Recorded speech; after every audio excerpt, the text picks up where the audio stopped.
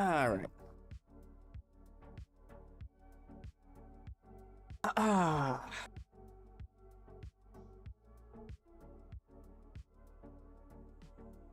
Um. mm. All right. Good. Everything working? Yo, what's up, Smelly? How's it going, Doug? Yeah, late stream today. I saw Nick wasn't streaming, so I'm like, I'll take the time slot. I'll take the time slot. I'll push it back a little bit. You like the late streams? Cool. W. Yeah, I was like, yo, what's up? Oh, what's up, Hippo? How's it going, Doug? Burp below. Melodrama. Honestly, dude, I didn't even know what to title this. Decent album? By whom? Who is that album by? I didn't even know what to title this stream, dude. Like, there's like fucking nothing to talk about today. Other than like, you know, I had a couple things bookmarked. I didn't even watch this yet. I watched the first 30 seconds of Richard Spencer responding to Nick on fucking Ethan Ralph's kill stream. Really? And I saw this from Keith, and maybe I'll talk about this too. Because there's, you know, there's this ongoing discussion. I think it was what sort of re-sparked this discussion. There was that YouTuber couple that made a vlog of them like reacting to aborting their unborn child who had Down syndrome and like crying, which there's something kind of, I think, classless about doing that. I mean, like, obviously it's wrong to abort your kid in the first place, but then to like record it and put it out there, presumably, like, knowing that it's fortuitous for you, like you will monetize that, you will benefit from that in some kind of way.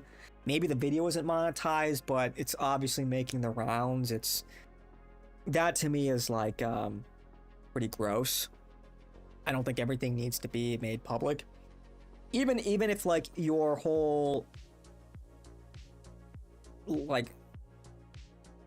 channel is like dedicated to like a day in the life. But whatever. I don't think that's in and of itself the biggest deal. But so there's this discussion about like whether or not this kind of thing is good, and sort of predictably the schism occurs sort of among the, you know, in the right wing, among people who are like Christians, namely Catholic, and people who are not. So it's sort of, I don't want to say it's like surprising, but it's telling. It's telling that, you know, somebody like Keith Woods, and I think Asmongold said something similar, that like, you know, abortion and eugenics are a good thing in the sense that, you know, you remove, you know, like quote unquote suboptimal genes from the gene pool. And of course, predictably, you know, Christians are obviously against that as something immoral. So maybe, I don't know if we want to talk about that. I feel like I feel like I don't know, most people here probably are on the same page with that. Mello versus Zeb Boykin. What is this? What, you know, Zeb's come in here a few times, but like, what is this versus? You know, what are you talking about? I'm not versus anybody. Lord, I don't know under Hippo's name today. It was funny. But to whom? Not to me. Adams versus Jefferson, Lincoln versus Douglas. I like Lord. She's got some bangers. Then again, I'm not super familiar with their music. But like, Team, that's a banger. Tennis Courts. Yeah, that first album was pretty good. But I haven't really been following all of her work. So I don't know if we want to talk about this. it's an interesting discussion, but I think you guys already know what I'm going to say. I don't really have a hot take on any of that. You know, I think abortion is just wrong, but I think classical theists did a really good job defending our perspective here. Maybe I'll just read through this really quickly. So Keith Wood says, one of the tragic unspoken realities out there is the crushing resentment, burnout, and regret parents of Down syndrome people feel. And we create a taboo around being honest about that with this kind of virtue signaling about what a blessing it is. Don't think about the horrible struggle someone in their 70s or 80s faces caring for a grown man around the clock. Just dote over the cute idea of a perpetual child and go about your day. Really the lowest kind of social signaling and an extra humiliation for all involved. I think this is like a pretty scathing negative interpretation of this. And I obviously disagree with it. I mean, like, couldn't you say this technically about any quote-unquote unwanted child? Like, how is this argument really any different from, like, you know, a 20-something-year-old whore that wants to abort her child so she can live this, like, life of luxury and, you know, or like not have it impede her current lifestyle because she views it as suboptimal? And I think Keith would probably say, and you know, obviously there's a response here, that well, I guess what really differentiates it is maybe not anything in principle, but in terms of how much. Maybe a question of like economics, like how much of a burden it would be to, you know, raise an unwanted child versus a child with Down syndrome into adulthood, you know. And additionally, this sort of idea of like consent, you know, and personal accountability. Like someone would refute my argument by saying, well, you know, the difference between the like single mom whore that wants to abort her perfectly viable kid is that she made a poor decision with the consequences. And doesn't want to deal with the consequences, whereas like a couple that wanted to have a child, but the child is like less than viable or suboptimal, you know, they were intending to do the right thing, but the result was not what they wanted. And I think that I don't think that's a really good rebuttal.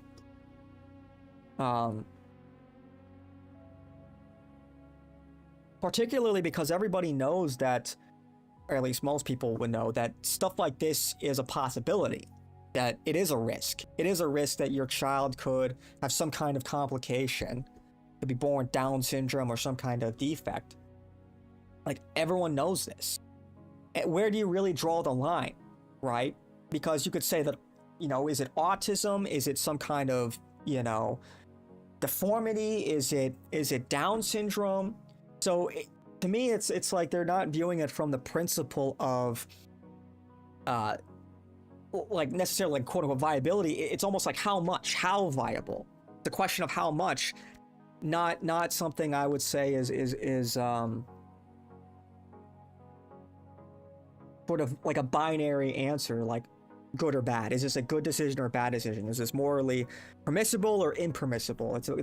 They sort of muddy the waters. They blur the line, and that sort of creates ambiguity. Well, it depends on how viable the child is, and it's sort of like we're sort of like tracing back our steps just with a new coat of paint. The whole abortion debate, like why is abortion wrong? And you have to like go back to first principles in what we consider to be moral. What is morality? And I think that we have to agree on some underlying principles, namely that human life is sacred. And because a lot of abortionists would say like, well, no brain activity, right? If you have no brain activity, then you should, you know, like, you know, sort of referring to a developing fetus that, you know, has yet to develop a functioning brain, then you can terminate that child's life. And then it's like, well, if you take that to a logical conclusion, well, if somebody's in a coma and they have, you know, or maybe they're completely brain dead, You know, does that give you the right to terminate that life? Or if somebody is like dependent on someone else, for example, well, you know, the fetus is dependent on the mother to survive. Well, okay, like if you're in the hospital and you're dependent on like a CPAP or something of that nature, some machine that is, you know, you're dependent on society or funding, something along those lines. Like, could you not say that if you're going to frame the fetus as a parasitic relationship, could you not also frame that as a parasitic relationship? Or for anybody that somebody deems is no longer valuable to somebody, society, you know, to some greater good, some collective, does that give you the right to terminate somebody's life? And so I think you really just have to go back to first principles. Is human life sacred? Innocent life, is it sacred or not? So, because I mean, let's just keep moving the goalposts. Let's just keep shifting the criteria. Okay, if like Down syndrome people can be aborted, well, what about dumb people? Well, what constitutes a dumb person? Is it somebody with sub 80 IQ, sub 90 IQ, sub 100 IQ, sub 110, 120? Where do you draw the line? And I'm sure there are a lot of people with 110 IQ saying this is a great idea. Well, let's draw the line at 115 IQ. So we're going to terminate everybody with a sub 115 IQ. Wait. You know what I mean? Now it's not so... Now they're not so gung-ho when it includes them. But it sort of follows this same logic. Like, how do you really define, like, suboptimal? Is it literally just Down syndrome? We have to draw this arbitrary line somewhere, if it's a question of how much. Because, again, if the biggest, you know, reason or argument that people justify aborting like people with Down syndrome is that they are, you know, incapable of taking care of themselves, you know, sort of implying that it is a function of IQ, then could you not say the same thing about people that are dumb? And you can try to reframe it. You can sort of justify anything in the world depending on how you know, where you anchor your morality. You can reframe it and like, as a Catholic, like, I believe in objective morality. I think that, like, it's concrete. I think that there is a first principles reason why we are against it, and that's because we believe life is sacred and murder is wrong, and that is extended to unborn children. You know, simple as. And I think a lot of abortionists have tried to, like, determine, well, when is somebody, you know, when is a person become a person? And we as Catholics believe it's at inception. So,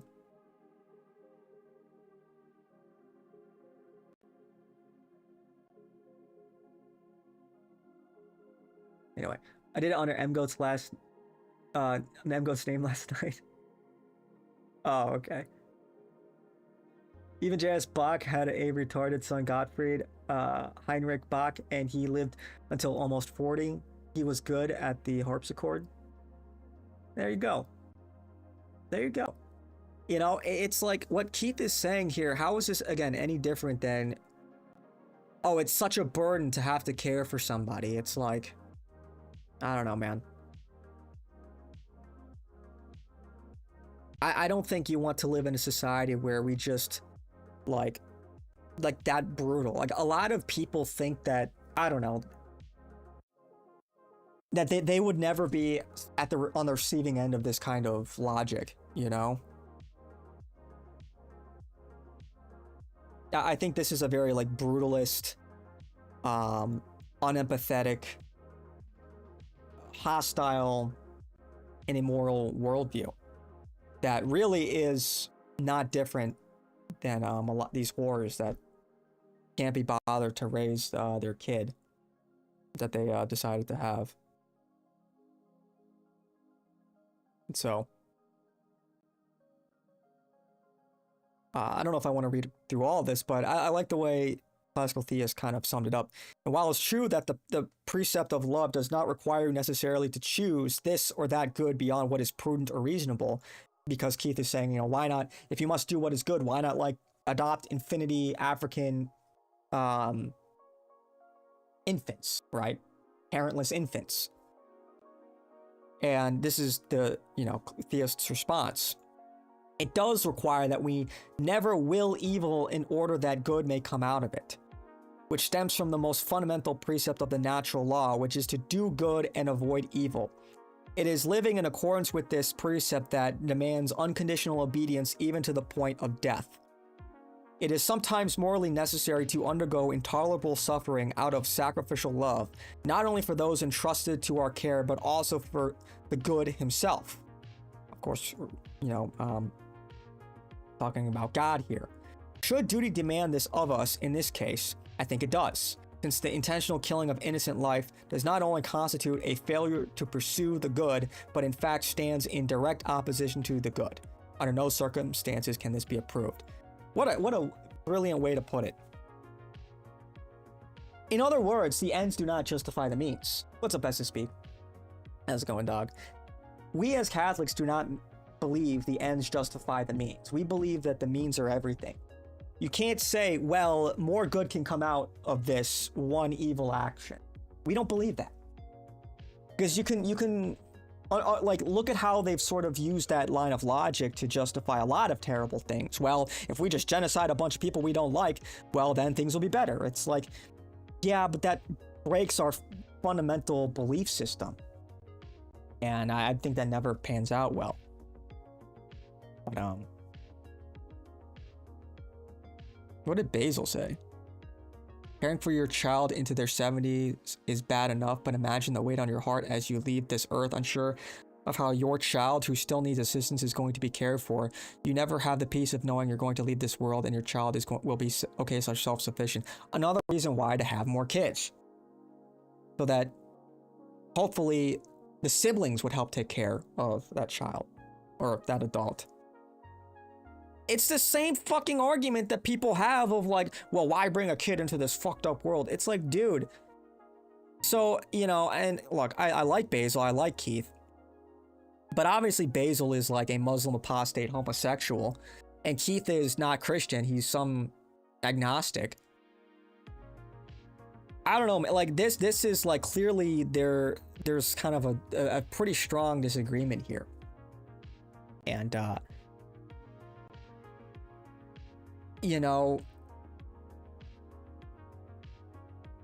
don't know, man.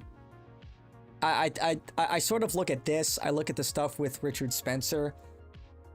Obviously the stuff with Sneeko. And it's like, these people are like side characters. But they're not really, I don't want to say they're not on our side, like some more than others, but they're not going to take it home. They're not going to lead us to the promised land. I think that down the road, this is one of the cases, there are going to be some really severe fundamental disagreements. And I think that, people like Keith, people like Basil, for example, like if we win in the end, if Catholics, hypothetical, win in the end, I don't think they're going to die on this hill. I think that they would likely concede or, like, for example, if we make this kind of stuff illegal, if abortion it becomes illegal, I don't think Keith Woods is going to, like, be out in the streets protesting, or even somebody like Basil. I think it's more so just, like, clearly their worldview is very dissimilar to ours. And outside of, like, based nationalism and, maybe in the case of like Basil, like a lesson on media literacy, that's one of the reasons why, like Nick likes Basil, they're friends and whatnot, because Basil has, he's very media literate. He understands the BAP sphere. He understands why Nick is popular. He has a number of good takes, even though like he is kind of by definition, antithetical to America First. Like if America First is pro-Christian and European, you know, Basil is a homosexual Muslim apostate Afghani immigrant. You know, it's like, well, that I don't know how that's gonna, you know. But for the time being, you know, they're having these sort of tenuous alliances, like with some like the Nat Sock guys or Whig Nats, you know, Apollonians, like with Richard Spencer. But you know, it's moments like these that really kind of highlights, like, yeah, we don't believe in the same stuff, at least, you know, fundamentally. And that's why it has to be America First that wins. It has to be Nick that wins and not these other people. And not necessarily to say that like they're in contention, like that there is this competition or that they're equally likely to win. Like, let's not get it twisted. Like, obviously Nick is the leader of this movement, but when push comes to shove, it's we have to remember who we are, who's on our side, and what we're trying to accomplish. So, your uncle is retarded, homie is chilling. Yeah, you know.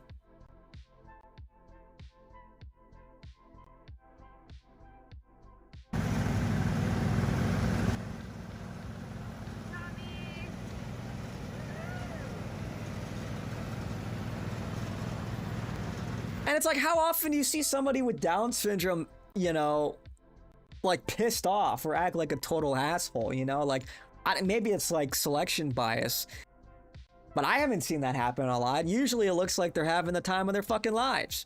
Ignorance is bliss. I don't know. But this is what we're called to do. We're called to unconditional love, right? And sometimes it's difficult. It would be easy if you could love, you know, only the people you want to love, only the people that you quote unquote deem worthy of love because, you know, they're not mentally deficient or because you like them for whatever reason. But it's like, do you think God is selective with whom he loves? He loves everybody. And we're called to be Christ-like. We're called to be, you know, to emulate that.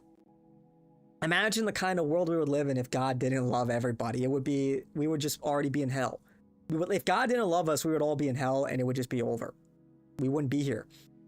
We would have been wiped out a long time ago. So. But obviously, you know, like Keith Woods would probably reject the premise on that. He would probably say, well, because he's not Christian, of course. So, you know, he doesn't believe in that. But we do. Don't forget that. Don't forget what we believe in. So, there's people with Down syndrome who are older and functional in society. They can work at McDonald's. You see them working at McDonald's. I saw that like there was this guy with Down syndrome that worked at McDonald's for like 40 years. And he finally retired. You know, it's like, I don't know. Maybe I'm being a little mawkish here, but you know, I don't know. It's like, you see a lot of these people with Down syndrome, and I don't know, they just make me smile. You know, to like have this sort of innocence, this whimsy. You know, they're just sitting there smiling and waving at you, unbothered. You know, it sort of like takes you away from some of the harsh realities of the world that we're burdened with, you know. And it's like, yeah, you know.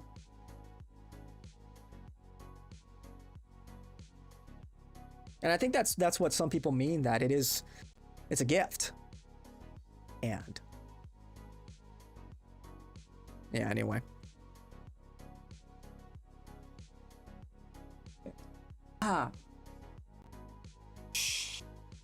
Godfrey went to live with his sister and brother-in-law after his parents died. Yeah, that's what family is for. Like, of course, like a lot of people, like if you remove family from the equation, you might say, well, who's going to take care of this person after, you know, the parents are dead? It's like, this is why family is important. This is why, is that not what family is for? You know? I mean, another reason why to have a strong sense of family and to have a big family too. It's a gift, and I don't know. Like, I just look at the kind of world that you take this sort of argument to its logical conclusion, and it's like, it's brutal. It's fucking brutal, man. You know, it's this kind of logic that like led Canada to legalize assisted suicide, and they're advertising, you know, you don't like life, you can get in a pod, and like, and so if you can't sort of acknowledge that life is sacred, then how can you really say that like assisted suicide is wrong, or that suicide is wrong in general? You know, like what a terrible conclusion to draw.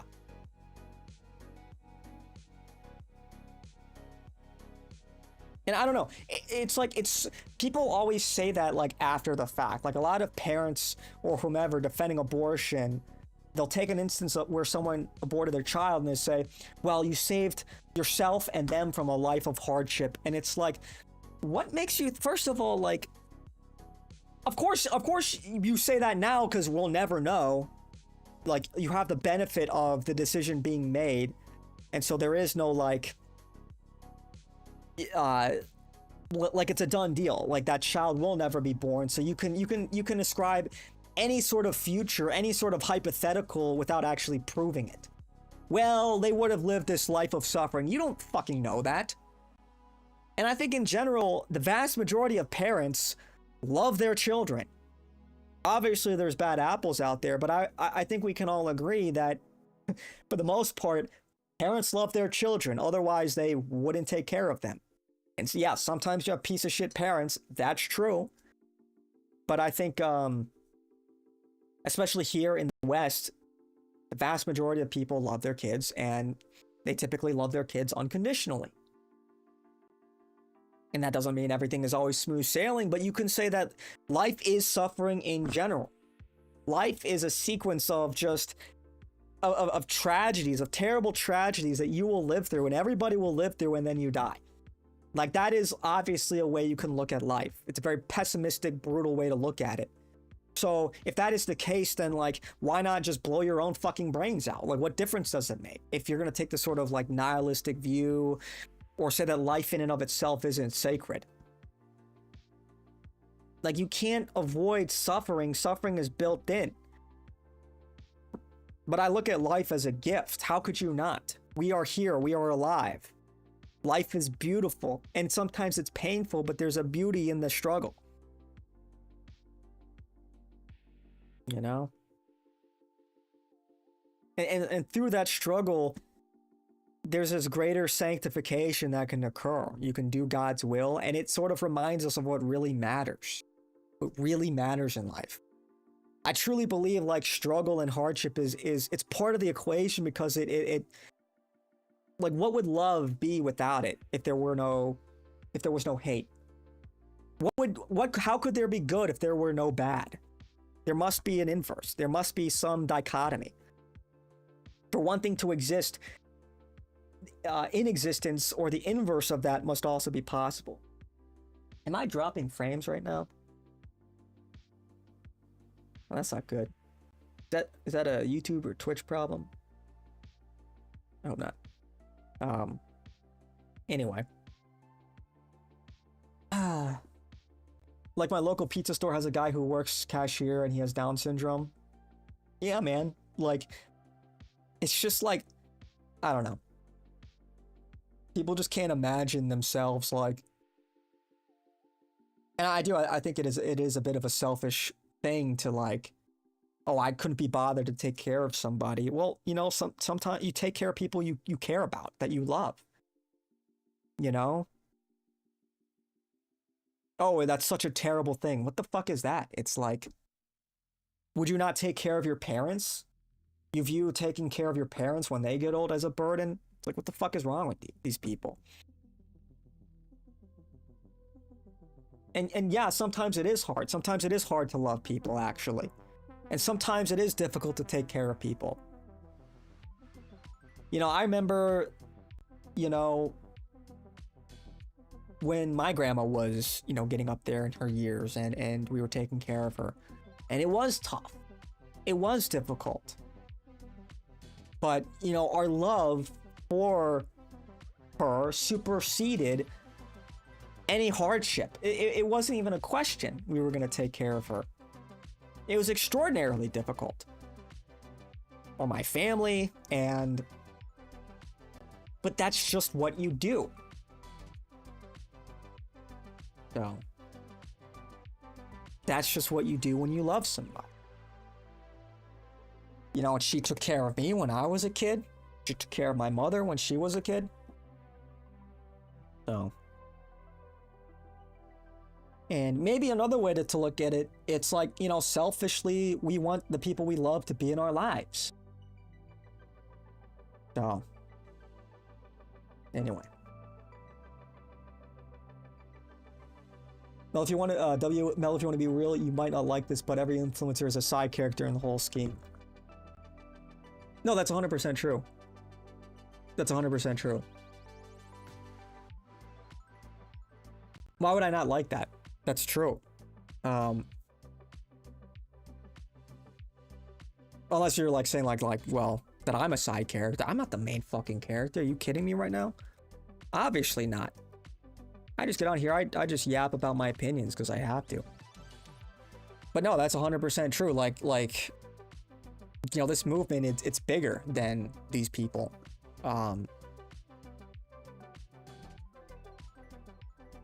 Look, and in a sense, you know, Nick is the leader, he's the guy. But this movement is, in a sense, bigger than him. He's led a movement that has become larger than himself. That's a good thing, though. That's a good thing. That's what you want. But you still need the leader, you know? And by that, I mean, like, you've got a lot of people. Like, we're not going to save the country alone. It's going to take a lot of hard work, a lot of people. Everybody has a role to play. Big, small. Everybody has a role to play. But, you know, in a sense, I'm no different fundamentally than somebody, like, or rather in this space, than like somebody like Basil or Keith, because I'm also a take seller. I'm selling my take to you. Keith is selling his take to you. Basil is selling his take to you. That's what it is. You know, there's this ongoing discussion. And, yeah, like, pretty much everybody is a side character. So, I don't get Keith Woods' view on this. It's just, fundamentally, he doesn't agree with us on some first principles. Keith, Spencer, Sneeko, and Basil go in the Dark Crystal. They're going in the Labubu. Yeah.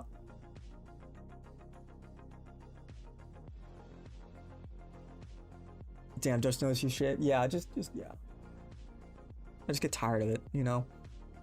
Main characters in the whole thing is Trump and then the rest. Then you got geopolitical enemies and allies. Well, yeah, I mean, look, it depends on how you frame it, right? Like, it obviously, if we zoom all the way out, you've got, you know, the big players. You've got people like Netanyahu, Trump, Putin, Xi Jinping. Sure. You know, we're talking about a handful of people in the world, but we're talking about something very niche, you know? Maybe it's the wrong way to look at, like, to look at that. Like, we're just having a discussion here. So.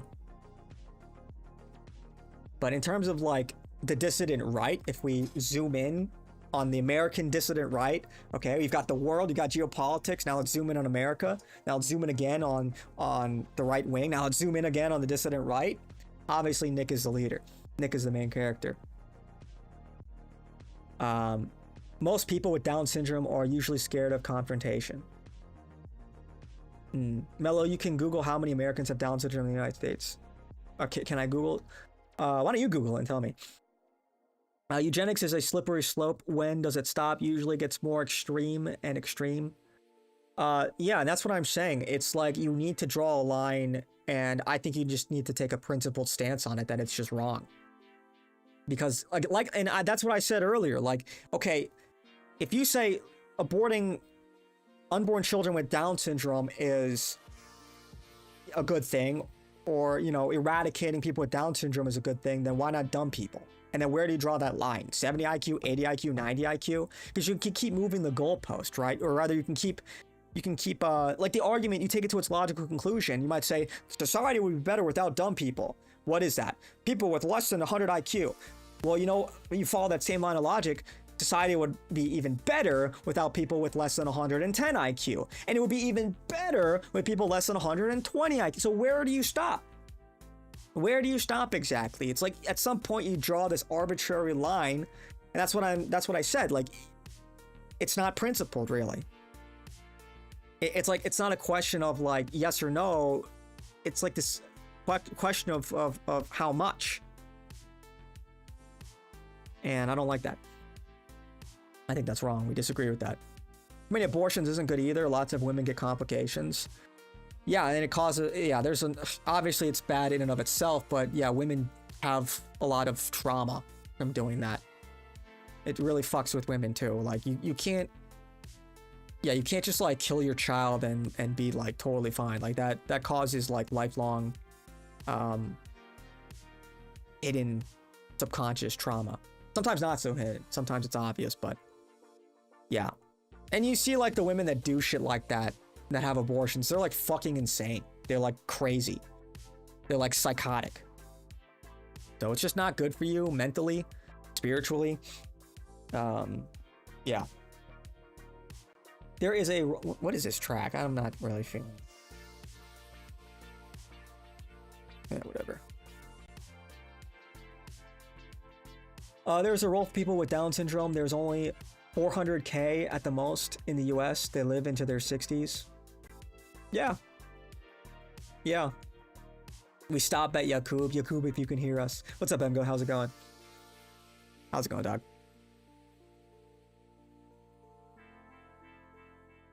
Should we A-log Sneeko? Sneeko in New York went crazy after Knicks won their second game against the Spurs.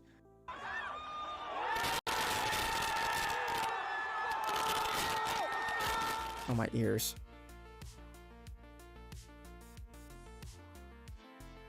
Dude, I love, dude. Where's the tweet? Where's the,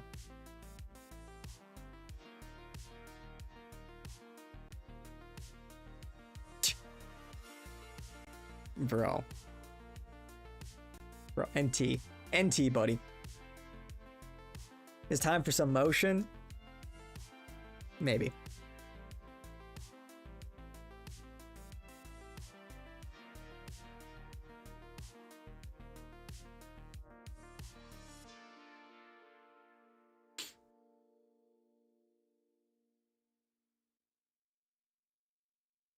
Bitch, that's not a fucking actual thing, you dumb. I grew up in a Christian household.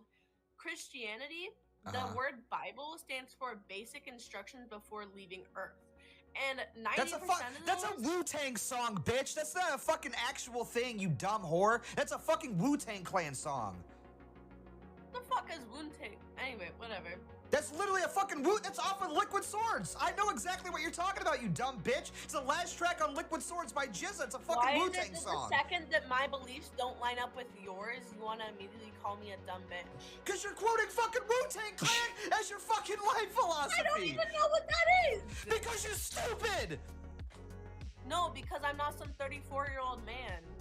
No, because you're literally stupid. That's literally a Wu-Tang Clan song, and you heard that, and you heard that, and you thought that was W. Beardson. Like life philosophy. W. Holy shit, bro. Oh, Protestantism and its consequences, man. Holy shit. Sneeko, the walking large language model. Dude, it's just, he's such a fucking idiot, man.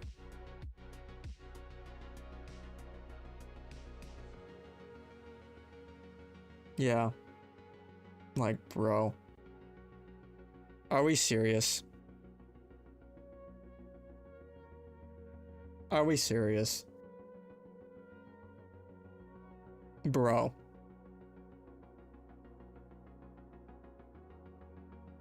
This is the weakest fucking shit. This is the weakest fucking shit. What did the woman say to Beardson? I grew up in a Christian household. Christianity, the word Bible stands for basic instructions before leaving Earth. And 90% that's a Wu-Tang song. Yeah. Like, dude.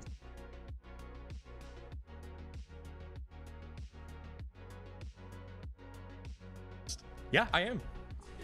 I think you can say I'm a.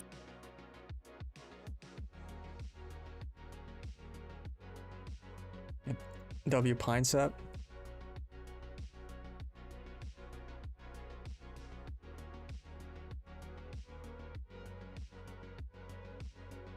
Oh.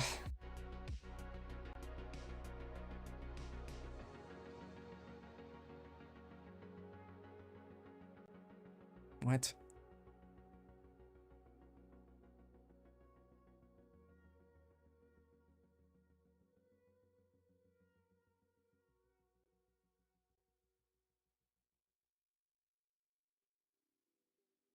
Bro, what the it can all seem dude.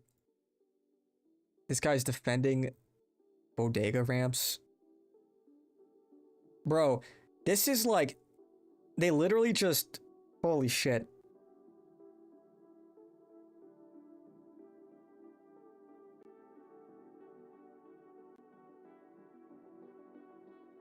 They literally didn't properly mold the edges of the ramp to seamlessly transition from the sidewalk up the ramp. Like, they literally just took a clump of cement mix and just poured it on this shit.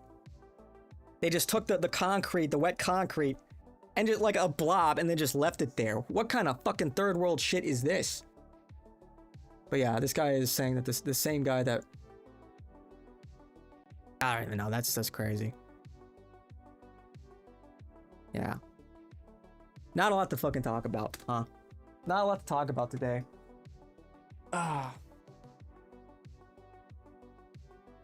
Really slow news day, man.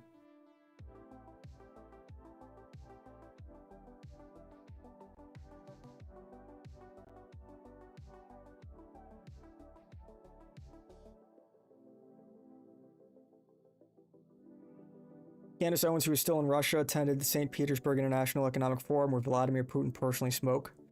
Owens also made comments to the press. Yeah, she's still. I guess she's still there right now. Crazy.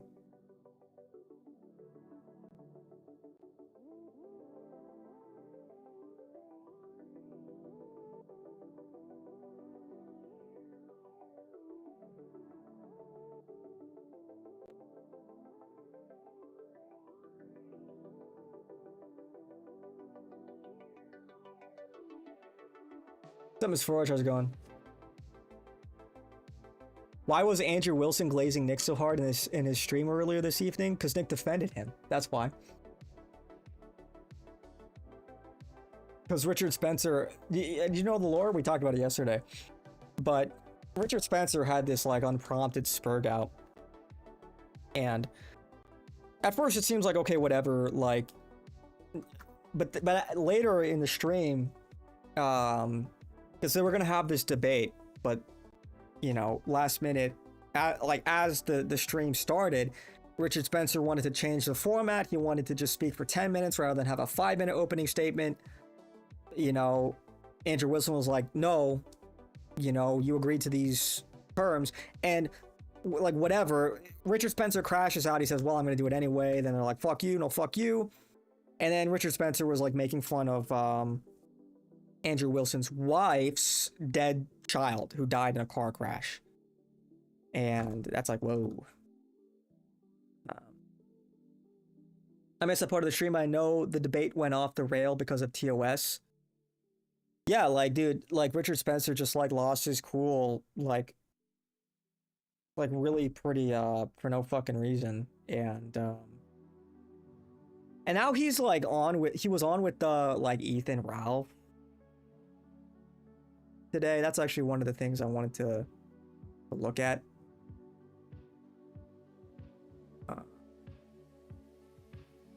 I would cover that.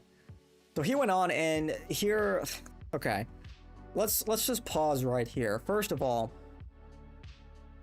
if you don't know who Ethan Ralph is, he used to be cool with Nick. Nick platformed him on Cozy back when Cozy existed.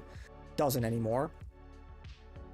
And eventually, you know, because Ethan Ralph is just like kind of a fuck up, well, he crashed out on Nick and became an A-log.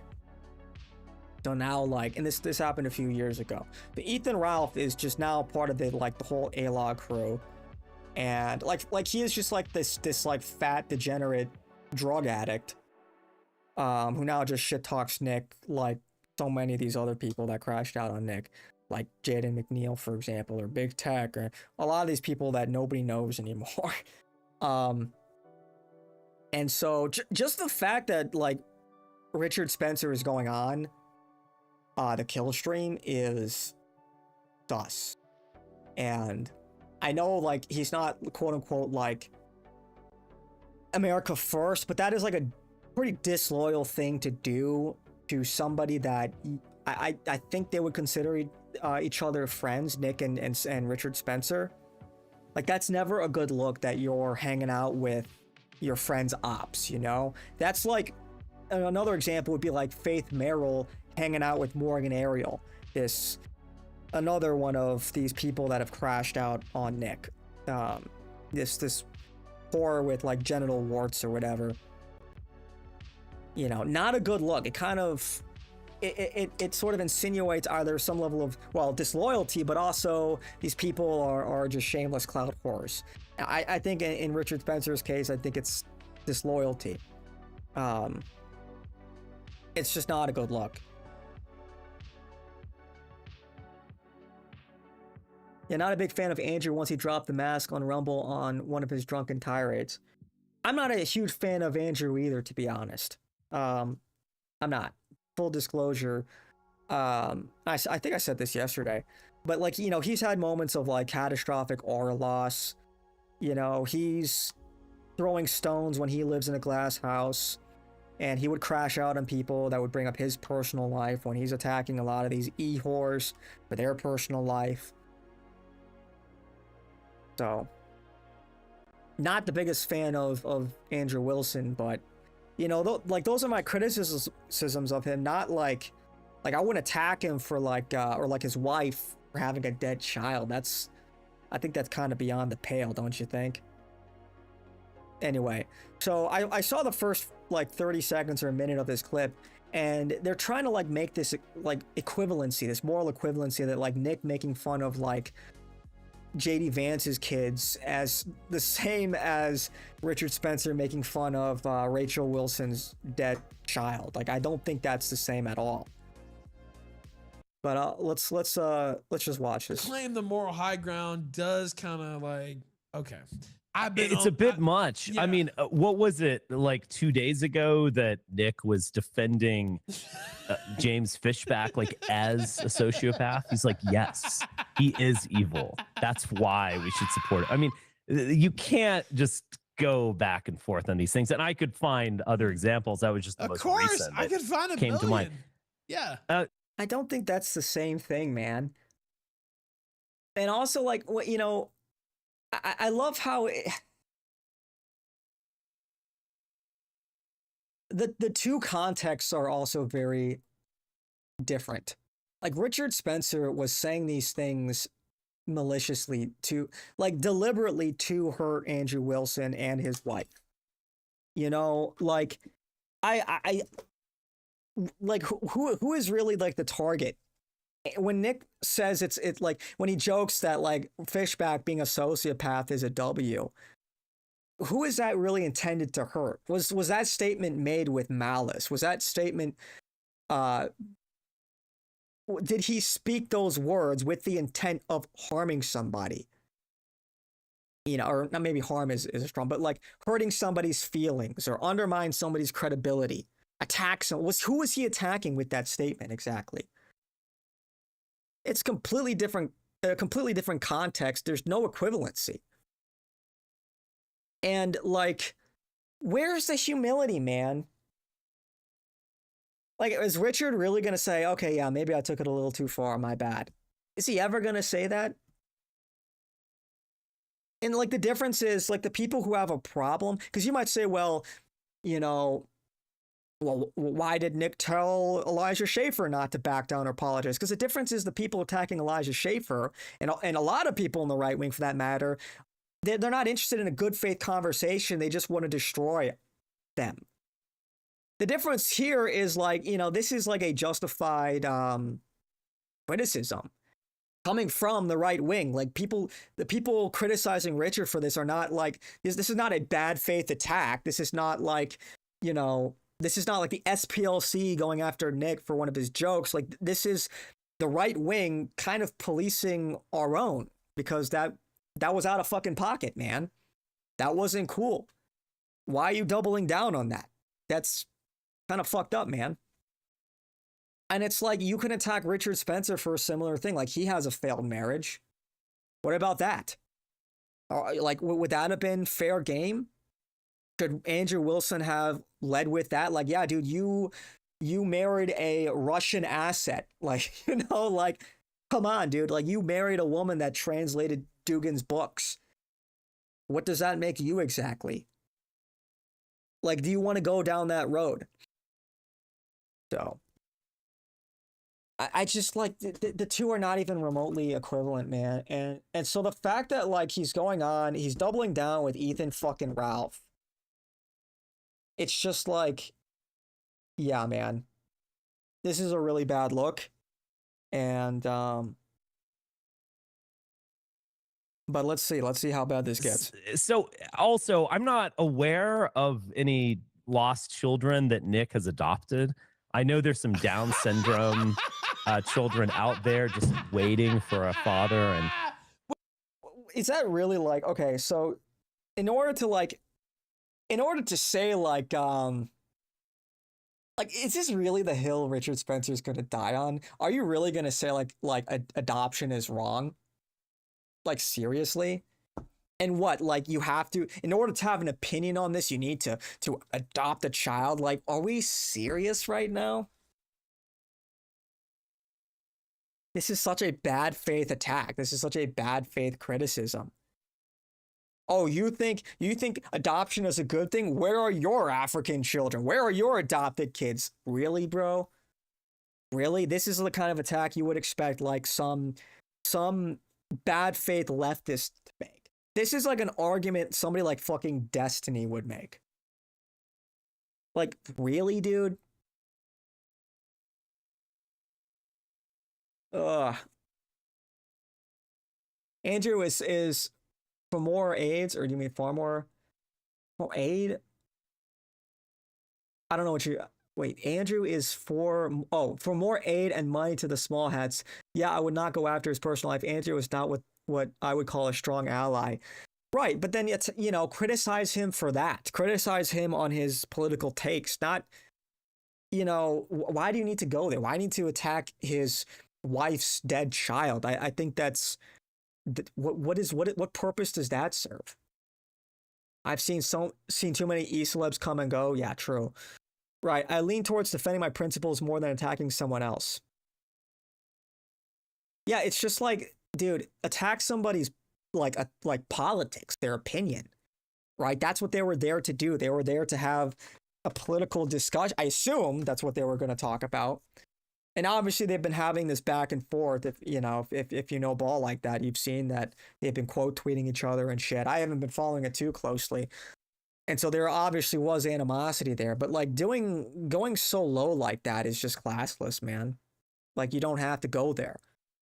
Aren't you supposed to engage in the realm of ideas? This is just like so low class. And yeah, I think there's a reason why a lot of this stuff happens. Like, a lot of these people just don't go mainstream. It's because like, yeah, most people find this shit repulsive. Most people find like Ethan Ralph and quite frankly a lot like Richard Spencer and this take in particular repulsive. And, you know, Nick was talking about this, like, this goes back to the optics war. Maybe you weren't around, but, this actually predates me. Richard Spencer and Nick used to have a very hostile feud.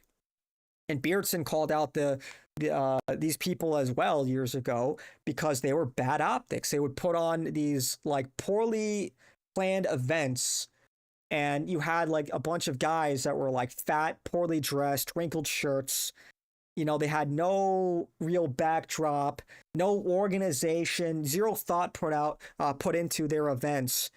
20 people in an auditorium, and it was just like easy pickings for like the liberal media to just attack these people as just like fucking bozos because they couldn't put anything together that was actually impressive, like an AFPAC, for example. And so optics are imperative. Optics go hand in hand with like the whole looksmaxing arc from a few months ago. And why looksmaxing, there's a kernel of truth there. You need to just be the best. You need to put on the best show, put on the best event, have the best presentation, because like these things actually matter. You need to be the best, and like these people are just not the best. And it's just funny because a lot of these people, they espouse these ideas of being Nietzschean, these ideas of, you know, they recall the days of like the European Empire, and yet they're like, okay, like where is that European excellence? But I digress. The point is, like, I mean, this is just like dark, man. I don't know.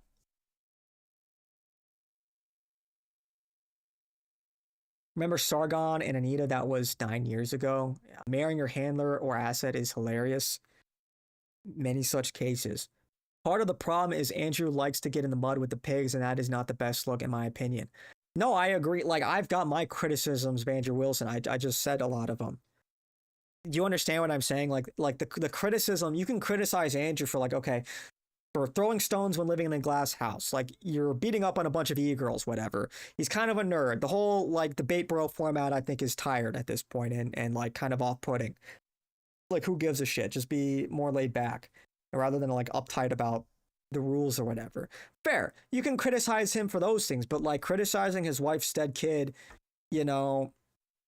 And again, like... I don't know, man. I think that's just kind of beyond the pale. But again, people don't like Andrew, and so they are cheering on a bad faith attack, and that attack is also anti-Christian, just straight up. It's coming from somebody that hates Christianity. Richard Spencer hates Christianity, dude. Don't forget that. Don't forget the source. So a lot of people cheered on when he called Andrew Wilson, you know, the F word. I can't say it on YouTube, you know. And we're like, finally, somebody said it.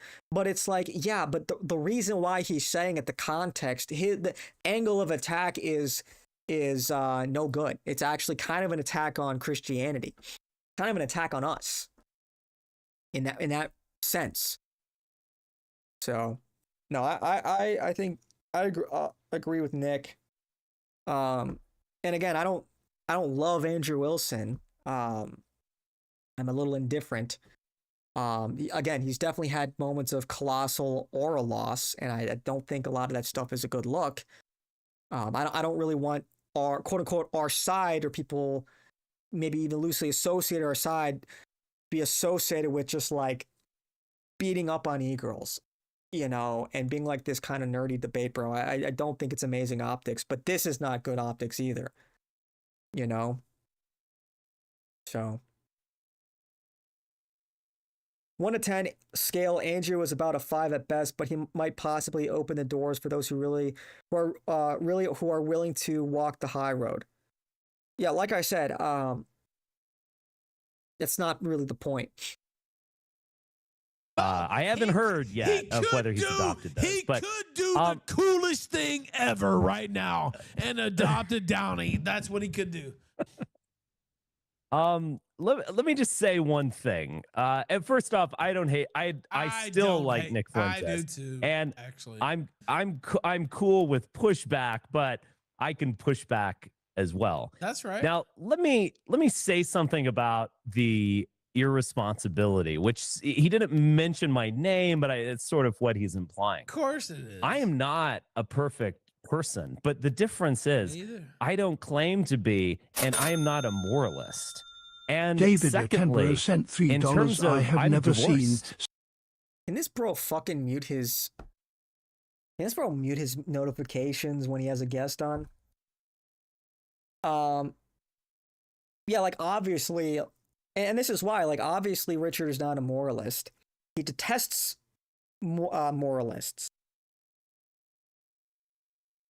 that's really why there's this disagreement. That's why there is this I don't want to call it a schism, but there's this fork, clearly. W. David Attenborough.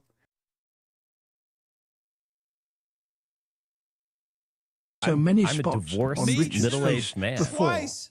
He must be using a new Okay. camera. Bro, this dude, come on, man. Mute your fucking.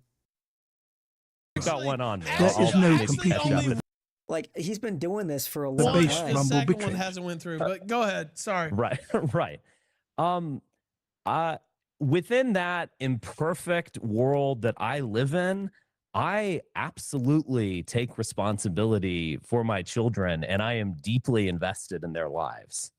So, you know, I don't know what to say. In some ways, I'm living the dream in the sense that this is great and it works. So, sorry.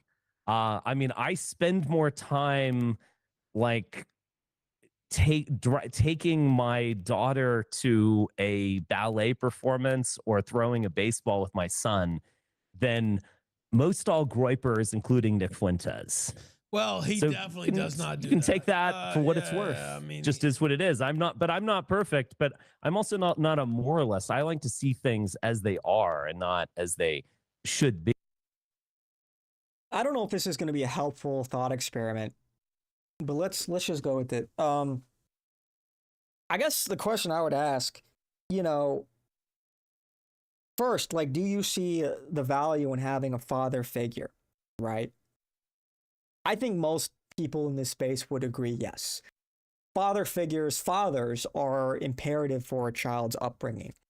So I guess I would ask Richard the question, like, okay, well, if you were to have a very unfortunate, untimely demise that would deprive your children of a father figure, out of the love for your children, would you say it would be a good thing if some father figure were to exist in their lives in your absence, right? Because that is something that they need. And I think most people would probably, I think because of the first question and their response to that, would probably say yes. A stepfather is better than no father. And I have friends who have stepfathers. And although, of course, it's never quite the same, they're thankful that they had a father in their life, even if it wasn't their biological father. So I guess from that perspective, like, can you really argue that being a stepfather is a bad thing? I think it's a noble thing. Now, here's the caveat, though. Here's the caveat. And I want to make this clear because I think a lot of people don't, maybe they're getting confused and they're getting lost in the sauce. The reason why we sort of make fun of, like, a lot of these quote unquote like men that step up in this day and age is because they like marry whores that make bad decisions. And oftentimes there are excuses being made or there are outs being given to women that make very poor decisions. So I want to make it clear, like, there are often multiple guilty parties, especially the mother, when they make bad decisions. So like, that's really where the crux of our criticism is coming from, or is located when we criticize the whole stepfather thing. It's because, like, there's been this sort of mass acceptance of poor women and just accepting their past and whatever, and giving them an out for their poor life decisions. But that's not the fault of the children. You understand? So that is where the criticism is coming from, not of the of stepfathers in principle. You guys following me on all this?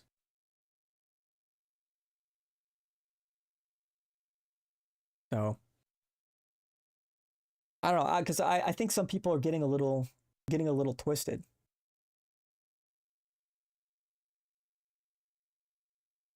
That is a good take in a traditional society, but in a maternity, or what is that? Being a stepfather is an L position because of how the law works. Right. Yeah. I mean, like, look, all of that is true. the law will screw you over. Like, don't get it twisted. We all agree on that. Getting married in this day and age can be a fucking nightmare. The courts can completely rinse you. There are opportunistic lawyers out there looking to destroy families for profit. Feminism. They tell women, they coach women exactly what to say in order to get the most out of these divorce proceedings. Oftentimes they'll just claim abuse. What is the abuse exactly? Emotional abuse. We had an argument. Really? That constitutes abuse. So it's like, you're not, like, we all agree on this. We all agree. We all agree on that. That's not the problem. Or rather, that is the problem. Not this, like, when you put all of that into context, like, there are a lot of bad decisions being made, but in principle, being a stepfather is not a problem. It's not a bad thing. So, like, that is a good thing. Imagine how many more fatherless children there would be in society if there were no stepfathers. And we know how that ends up. People that grow up without fathers tend to be more violent, more dysfunctional. That would just be bad for everybody. It would be sad. It would be a sorry state of affairs. So, and of course, and a lot of the stepfathers are like, divorcees themselves, or, there are instances where, people are widowed, for example. So the attack on, when we criticize like stepfathers, it's not an attack on being a stepfather in principle, especially if you're like an older guy and maybe you've already been through a marriage. Maybe you already have kids of your own. Whatever the case may be. Like, that's actually a good thing if, like, you can find some unity and a step parent to be a parent to your children. That is more functional than being a single parent. So, it's obviously not ideal. I don't think anybody on the onset wants, like, nobody like wakes up and wants to be a step parent. Like, I don't think anyone would say that they had a dream of doing that. But, oftentimes life falls short of the ideal.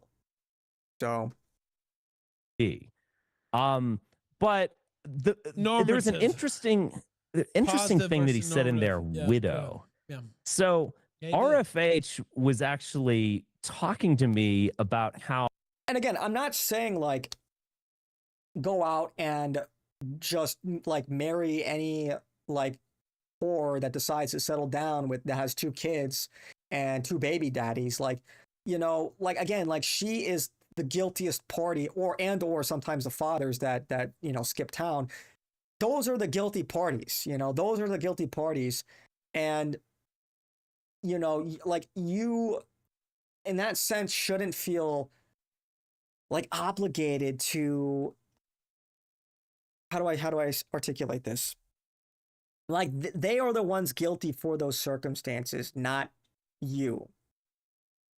That's why it is in that sense a noble thing for a man to say, okay, I will be a father to these children.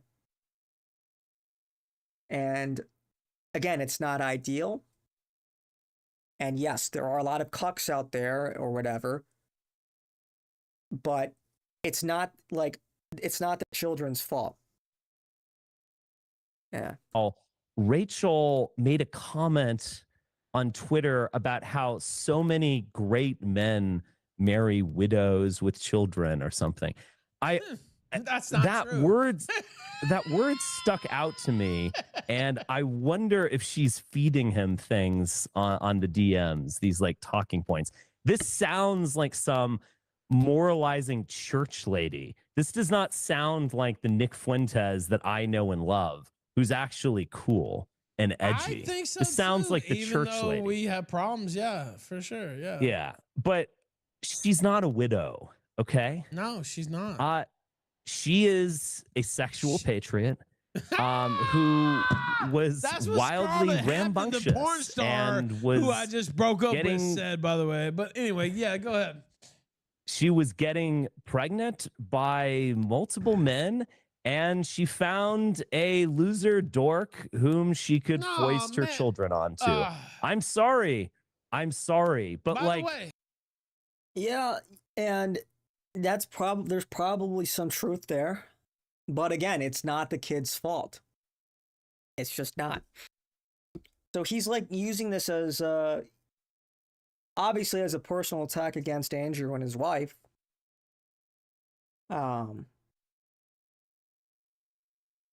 again, the problem is not step parenting. 9 out of 10 men will make a good or best decision, but is left up to women to decide your fate.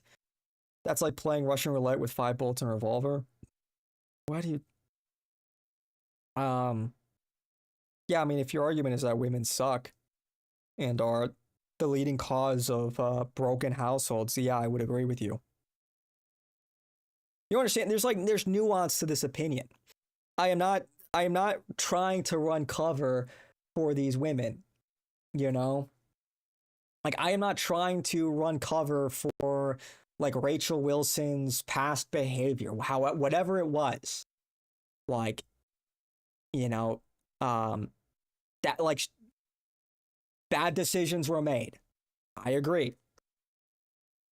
Like, I just want to make that clear. We are not covering for hypergamy. That stuff is all bad.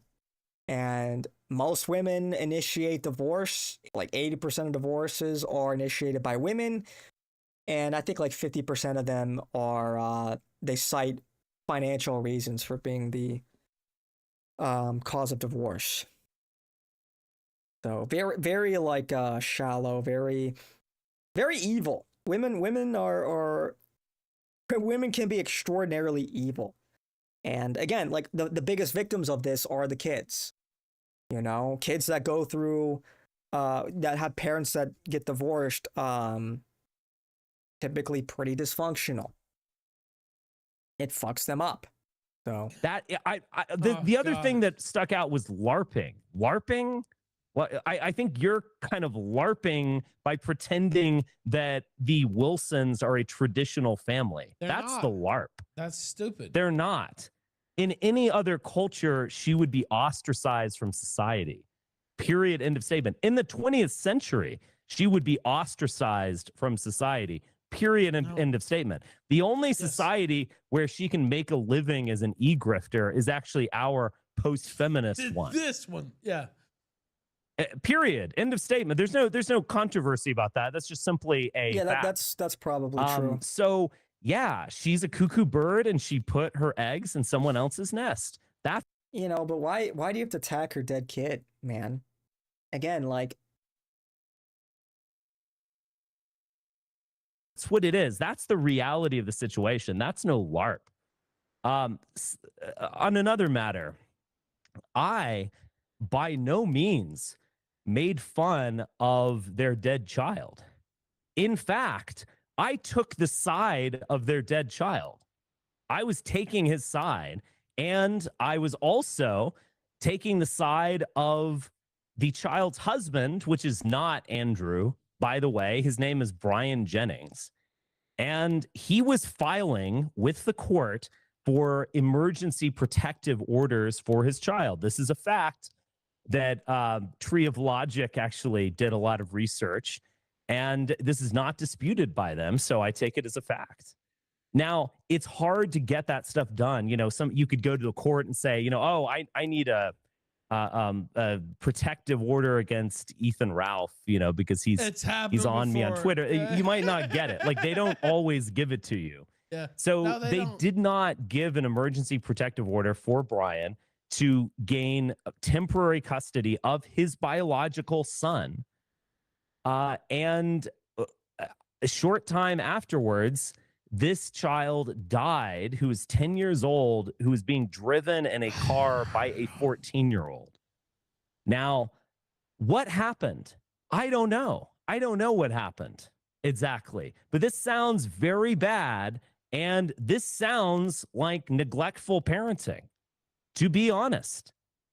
I mean, at the very least, the question can be asked in this case, you know, and like you hear about like Child Protective Services overreach, you know, like parents let their kids go unsupervised to the park or whatever, and they get. I will say, like, okay, if he says he doesn't quite know, if there's ambiguity to it, like clearly the way he framed it, he's arguing that or he did in the clip that it was neglectful parenting.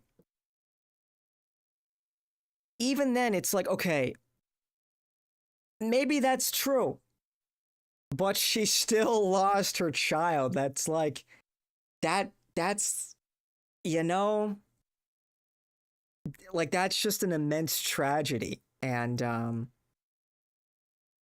I don't, yeah, like that's, and you like deliberately brought that up with malicious intent. I think that's a bad look, man. My bad. I didn't mean to go off on a tangent. I just don't agree with giving Andrew any praise after following his streams and hearing his own mouth who is worthy of being an American. I don't know what he said on that matter. I just think it's pretty uncouth to bring up somebody's dead kid in that regard. Again, like, you can criticize those two for a number of reasons. Fine. You know, Rachel Wilson's past, but I just think, like, you know, for like two things. One, like, step parenting in and of itself is not a bad thing. And that's not like a popular take in this day and age. That doesn't mean just accept any, you know, that doesn't mean that you should run headfirst into a suboptimal arrangement with some whore that wants to dump her kids on you because she made a bunch of poor life decisions. But again, there's nuance, but that action of parenting somebody else's children is a noble thing, even if, you know, her mom is a fucking deadbeat and her, you know, their dad is a fucking deadbeat, their biological dad, you know? But yeah, I just think that's a bit much, going after somebody's dead kid, you know, insinuating, you know, he's trying to couch it a little bit, but insinuating that, you know, their child or her child died because of her negligence. Like, okay, like, I don't know, man. I think that was out of pocket. Get called up and you hear. Like, and again, this was like over what? What was this over? What prompted this? What prompted this crash out? It was that, you know, Andrew didn't want to change the rules of the debate last second after the debate just started. Like,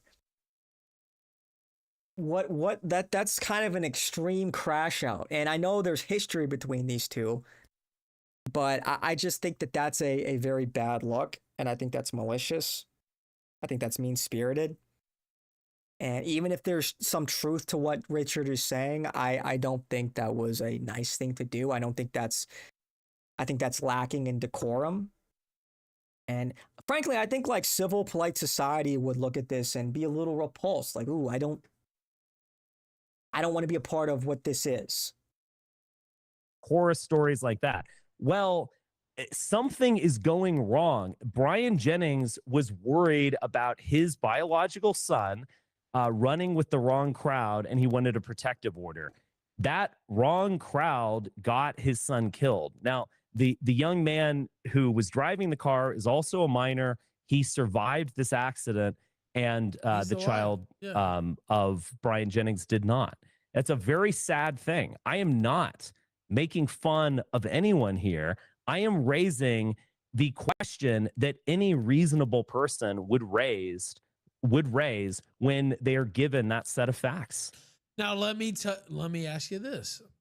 I have contact. By the way, you know, this debate should have happened on the kill stream, right? And we talked about You would have given me 10 minutes. Dude, you would have been like, oh, sure. I would have told you to get I would have told it anyway. You would have got your 10 minutes. I will tell you that.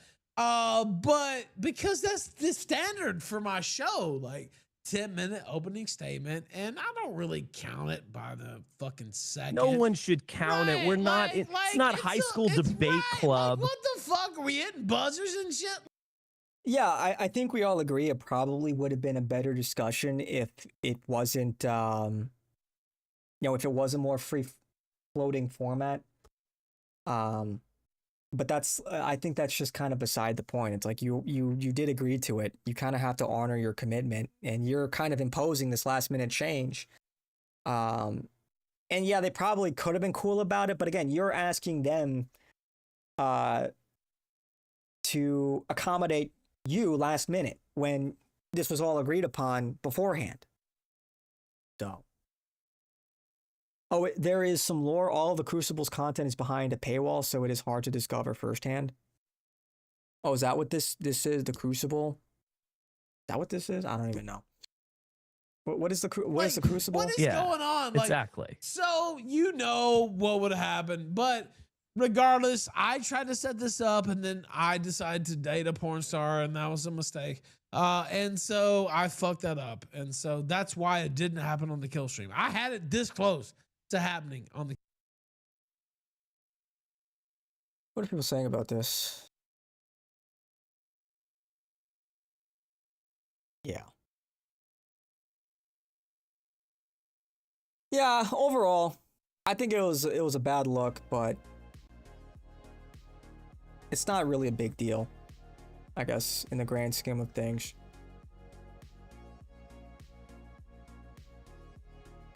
Josiah failed as a moderator? Kinda. This is all just like, that's how you know it's a fucking slow news day that we're talking about this.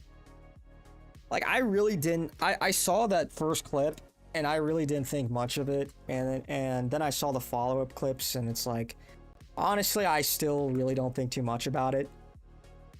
But, again, I thought it was kind of rude, and I think it's bad optics and mean-spirited. I think, you know, and again, I don't think Richard is entirely wrong with what he's saying. You know, maybe she was a neglectful parent, but, you know, time and place. You know, you can't be polite to your opponent. You can't be cordial. You can't be civil.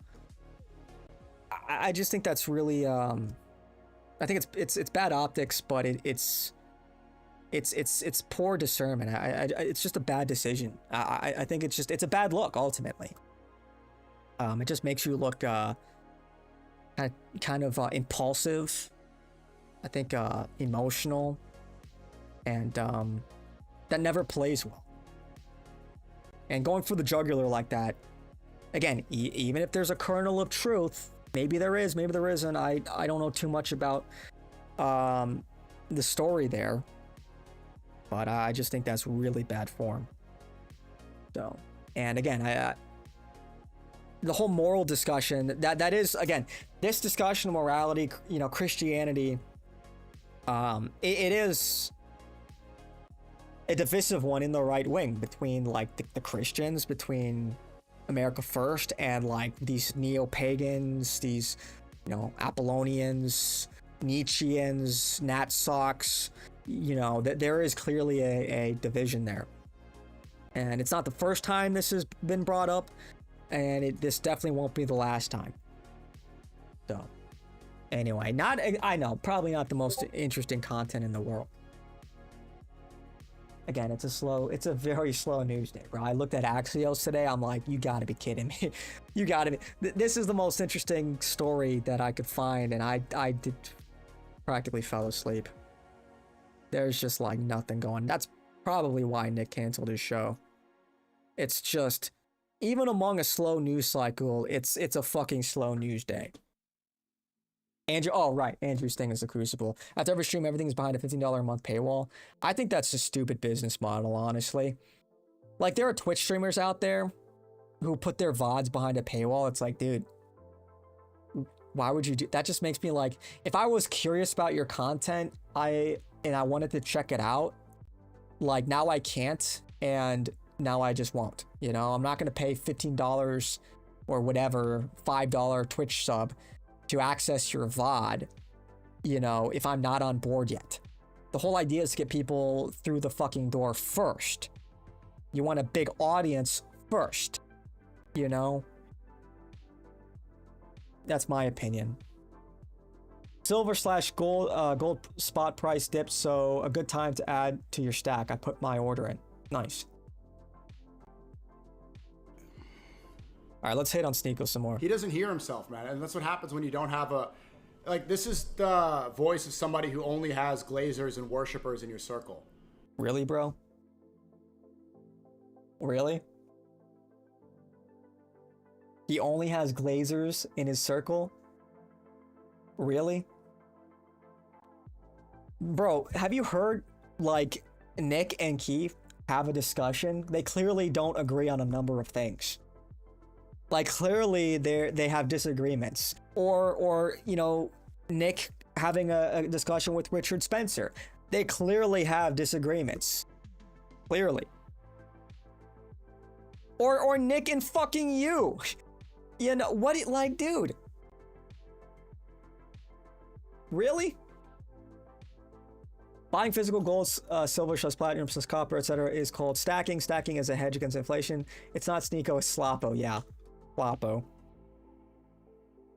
When you alienate anybody who's going to push back and anybody's going to correct you, and you only have people that, like, obey and worship the floor you walk on. This is what you end up sounding like. And that's just a sad state of affairs, where there were unwritten social rules. Dude, and not to okay, another thing. What do the Glazers have to do with, like, Sneeko snaking Nick? Like, what does that even have to do with how you're in the wrong? Obviously in the fucking wrong. What does one exactly have to do with the other? People were willing to do the right thing, even if it made them uncomfortable, even if it inconvenienced them. And now you have none of that. So yeah, I mean, yeah, just I know, and hearing the words like "oh, be kind" from somebody. When I get banned on Kick in 24, he starts laughing maniacally. Oh no, he got banned. Yeah, because you know why? You know why? Because Sneeko cucked on content. He didn't want to do collabs with Nick and with other people in the space like Zerka because he wanted to keep his channel. Like, he cucked on his friendship because he didn't want to get banned.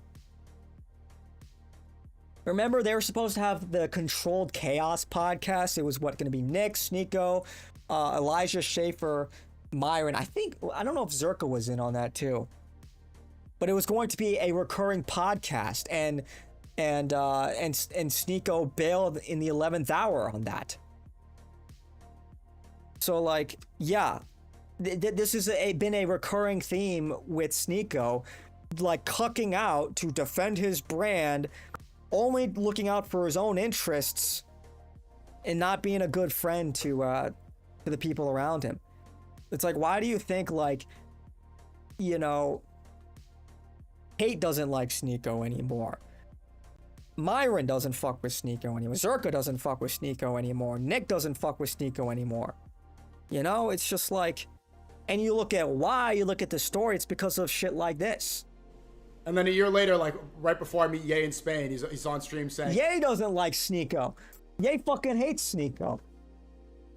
Sneeko's like ChatGPT. He's an idiot and his art sucks. And then talk about kind. It's complete lack of self-awareness, man. That is so it's unfortunate, rich but coming like, from I'm from telling this you, guy. bro. If he keeps trying to triple down on this, Bro has nothing, dude. He's literally just like, he's hearing what people are criticizing him for, and he's saying no, you. He's so fucking stupid. Like, he's just like reflecting. He's Uno reversing all of the criticism people have of him, saying no. Nick says I'm lacking in no, it's Nick that's lacking in self-awareness. It's like, bro, you are a fucking idiot. Actual language model. Literally, like, an actual fucking language model. Brown GPT, holy shit, man. So, embarrassing. Myron fucks with Sneaky. I don't know. I heard that did they maybe I'm wrong. Maybe he still fucks with Sneaky, but he might be the only one left, actually. So I don't know, man. I think Sneeko is Yeah, I think he's a walking L.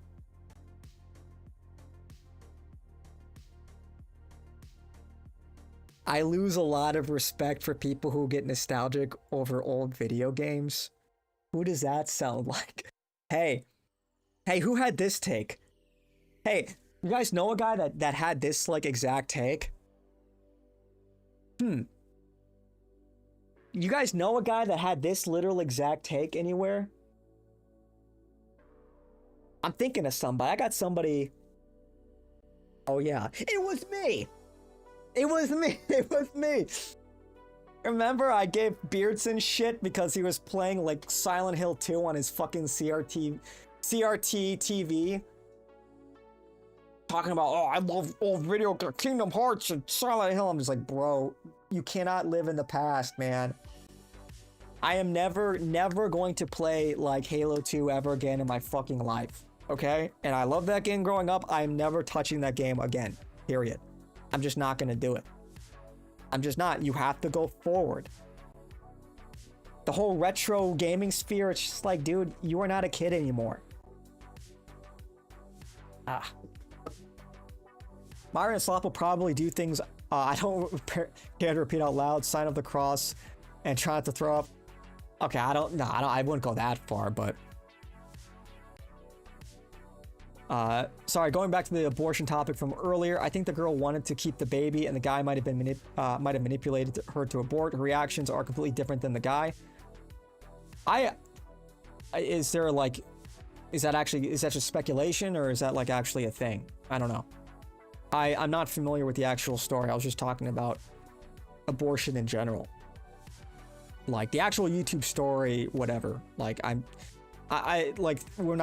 we didn't really discuss that particular story. We're just talking about abortion in general and eugenics in general. Yeah. Wow. So true. So true, King. So true.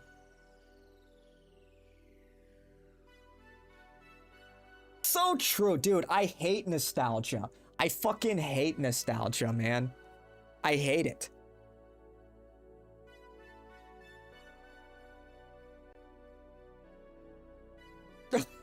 Dude, the only person who can, did I literally not just say it? The only person who can do this is Palmer Luckey because he's a billionaire. If you are a broke, bitchless loser still crying about Halo, you are not gonna make it. So true, man. So fucking true. So fucking true. Oh my goodness. On the money.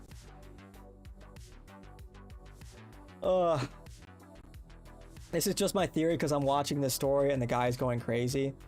I've been paying attention to the story. I haven't, so I don't know.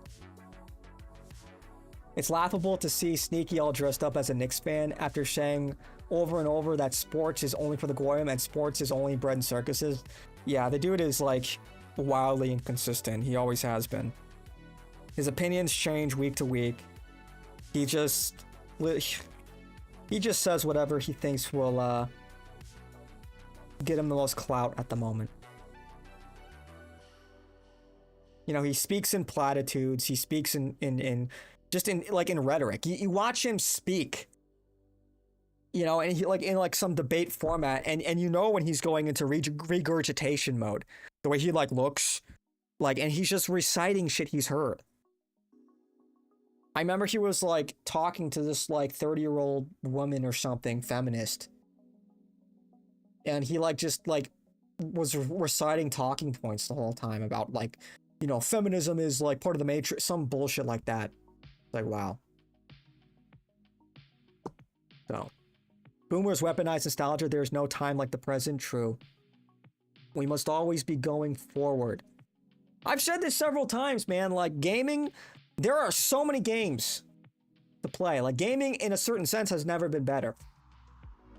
All these people that just like shit on the new stuff, it's like, really? In my day, it's like, dude, go back and play those games and like they kind of suck, to be honest. They're not as good as you remember. Maybe Smacko isn't aware of his LLM system. He is not. Well, that's the irony. He is the one that is not self-aware. Did Beardson do this? Beardson bros, how we doing?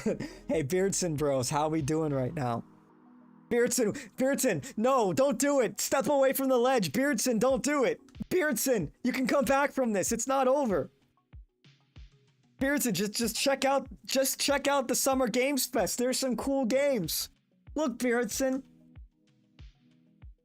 Like, speaking of which, I was like watching this the Summer Games Festival. They showed off a bunch of games.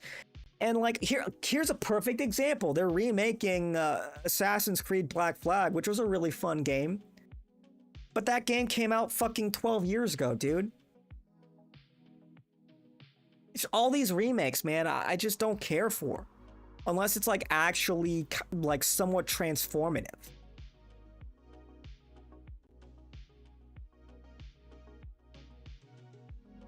Like they're remaking like Halo, what is it? The Halo campaign Evolve. They're remaking the Halo 1 campaign. And I just look at that and I'm probably not gonna touch it. I don't know. If it's not like actually transformative in some way. Have you seen him try to debate Zionists on Omegle? He loses every time. Who?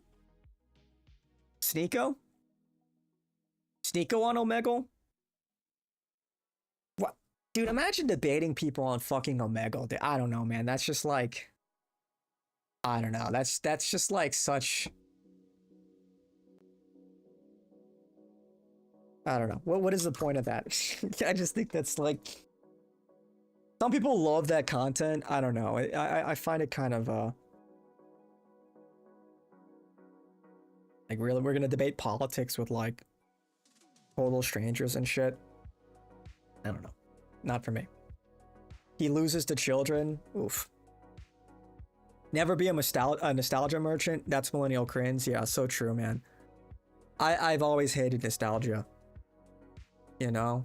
And don't get me wrong, we all get nostalgic. Like, understand what I'm saying. You know? You can obviously appreciate things from your childhood, but they're in your childhood. You know? Like, I go back, I think, yeah, dude, I had a blast playing Star Wars Battlefront 2 back in the day. But I'm not gonna go boot that game up, you know? I'm not gonna go find my fucking disc, you know, brush off the dust on my Xbox 360 and play it. And then, you know, purchase a CRT TV just to relive my childhood. Like, no, that's... You cannot go back. You cannot go back to your childhood. It's gone. You know? That Martinez politics guy or whatever goes on Monkey Omegle to debate teenagers and third worlders. Yeah, a lot of people do that shit, man. And it's just like, what are people even on there on Omegle to like debate? I don't even think that's the case. Like, you're just gonna like debate random know-nothings on the internet that are on Omegle for like entertainment. Like random people that don't know shit and be like, I totally own that Zionist. It's like, dude, who is this for? Who finds this compelling? I don't know. It's just like imagine going up to a random person on the street, asking them all these questions. Hey, do you support Israel? They're like, I guess, I don't know. Like, you know, and like owning them. Oh, you're supporting genocide. And you turn to your stream camera, we got him, boys. It's like, you're like trying to debate, you're picking fights with normies. You're starting these debates with like total normies that obviously don't know anything about politics. I don't know. Who is that content for? I'm just, what does that really accomplish even? I just think it's kind of silly. Omegle is in the same breath as Monkey, in your opinion? I don't really know anything about either. I think, are they not just functionally the same? Omegle? Right, because there was, how did this start? It was Chat Roulette, and then Omegle. I don't really know exactly how they were different. I think maybe there was like more control, quality control on like Omegle than there was for like Chat Roulette, for example. Like, I meant like, dude, like, I remember like Chat Roulette had like a reputation for people just like jerking off and shit. You know, that was like what Chat Roulette was known for. And I think Omegle was like better in some way. I never used any of them. And I don't know when Monkey entered the picture and how that differs from either of those other two. I don't even know if Chat Roulette is still around. But yeah. Paul Miller trolls on those sites as well. Yeah. Yeah, I just... I don't know. Isn't it a little passe? Aren't we... I feel like people have been doing that for years. Don't people get tired of that kind of stuff? You know what I mean? It's like a bit that... I don't know. And it obviously depends on the content creator. Like, some people are way more entertaining with it than others. But it's kind of like the way I look at like the Fresh and Fit podcast format, you know, a couple guys and a bunch of whores. I feel like once you've seen a handful of those, you've just seen them all, you know, and it's like, okay, nothing really new to really learn here. Not really interested in this anymore. Like at one point that was like a novel format. Now, I don't know. It's to me, it's just tiresome now. And that's kind of how I view the chat roulette format too. Fresh and Fit sucks. Yeah, I'm just honestly, yeah, I don't watch their stuff regularly at all.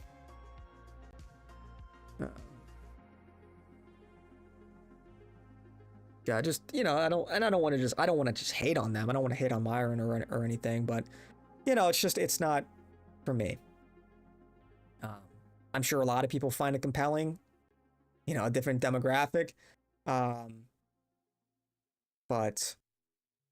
I don't feel like I'm learning anything. I'm not even really entertained when I watch that, because I've seen it before. It all plays out the same. Nothing new to really learn. Nothing really interesting happens.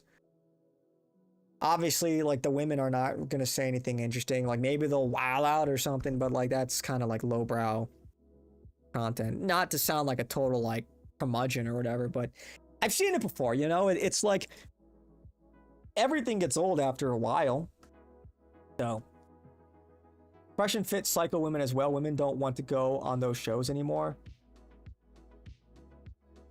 Really? Why wouldn't they? Isn't that just free publicity for like their OnlyFans and shit, or their Instagrams? And yeah, they're gonna be berated for like 2 hours or whatever. But, you know, they shout out their socials, and that is, you know, if you're like a shameless whore, what difference does it make to you? You know, they go on there, they promote their shit, and they get the bag. If you're shameless, is that like such a bad, you know, arrangement? Oh, by the way, what is your Rumble handles? I am Mr. Forge, but don't make it on there often. I think it's just Mellow TV. I'm not streaming on Rumble. Yeah.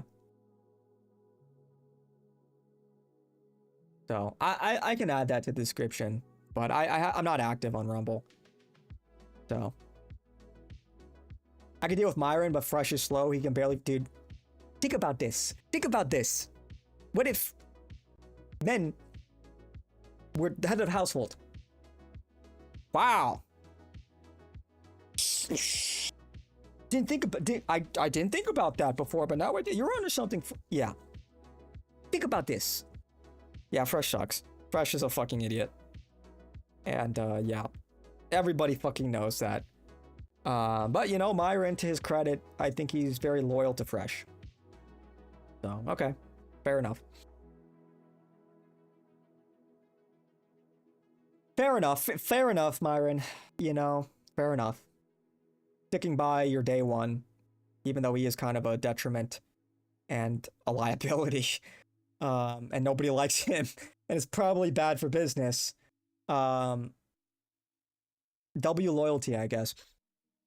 Fed and fat should be what we call them.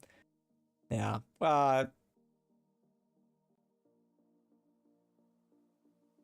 don't even know what has Myron even been up to. I haven't been following his stuff. I don't know. I remember like he kind of had a beef with Nick for a minute. I think over some silly shit. I think that was like water under the bridge. I think it was because like Ye and Myron wanted to get an in with Ye, which is kind of selfish, but I don't know all the full details. That's kind of just gossip. So either way, I think they're cool now. But I don't know. I don't know any of these people like that. Myron has his own channel talking about Israel and politics is good, actually. Yeah, I mean, I see him like streaming like on X from time to time and on Rumble and whatnot. But as far as like, look, I'll be honest, as far as like any show on Israel and geopolitics, like you're just not going to beat Nick's show. Everything else is just like supplemental, you know? That, even that is, I think that's actually going too far. It's like redundant is a better way to put it. Or just like not even compelling. It's not, nothing is as deep. Yeah.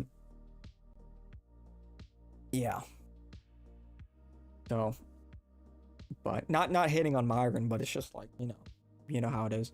Whatever podcast host, Brian, I think his name is, that guy spends 8 hours talking to women about the same stuff every week. Oh yeah, the whatever. Yeah. Yeah, the whatever. Yeah, dude. He totally ripped off. He pays the girls $300 for 8 hours. Yeah, that podcast fucking blows. That podcast has like no redeeming qualities. Totally ripped off Fresh and Fit's format. It's like unoriginal, and yeah, I don't even know what they fucking talk about. Uninteresting. Myron is more geopolitics now. Yeah, I mean, I've seen some of his streams from time to time, but Myron is busy being on yachts with one half naked dudes with spray tans and their shirts off. Nah, bro, not my speed. I don't know what you're referring to. I don't know. I'm not keeping up with him like that. But we're just in like an unbelievable content drought, man.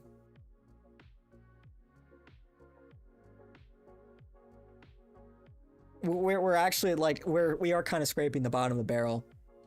I mean, it's a good thing that we have endless clips of Sneeko to laugh at. Let's see. Worried about Nick Fuentes and called him a Fed, but not worried about the socialist under federal investigation for being a foreign agent. And this is in response to Sneeko announces he will be attending the Knicks final game with Hassan. Really? To bring unity between the right and left. I'm announcing it too. Me and Hassan Piker we're going courtside next to each other on Monday. It's going to be me, Hassan Piker, and then Mamdani, and we're going to be mean mugging Trump and Netanyahu on the other side the whole time. I was talking about it earlier. They think I'm a good leftist grifter. I could be join the Muslim leftist coalition. Mehdi Hassan. I'm announcing. Wait, he mentioned Mehdi Hassan too? Dude, these people fucking suck. That just, look, man. That just goes to show he's just not on our side. Hassan Piker is like... There is no unity with somebody like Hassan Piker. He wants us fucking dead. He incites violence against us, bro. There is no, like, there is... As if you needed more evidence that Sneeko is an op. Why would you ever want to associate with somebody like Hassan Piker? Bring unity with these people? We don't want unity with these people. They don't want unity with us. They want us fucking dead. So what are you doing uniting with these people? So if you needed more evidence that, Sneeko is our op, here you go. He's uniting with people that fundamentally fucking hate us. So... yeah, no thanks, man. No thank you. Hold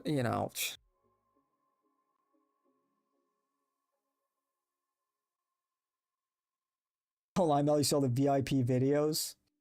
The what? Oh, Myron's VIP? Is he doing sus things on there?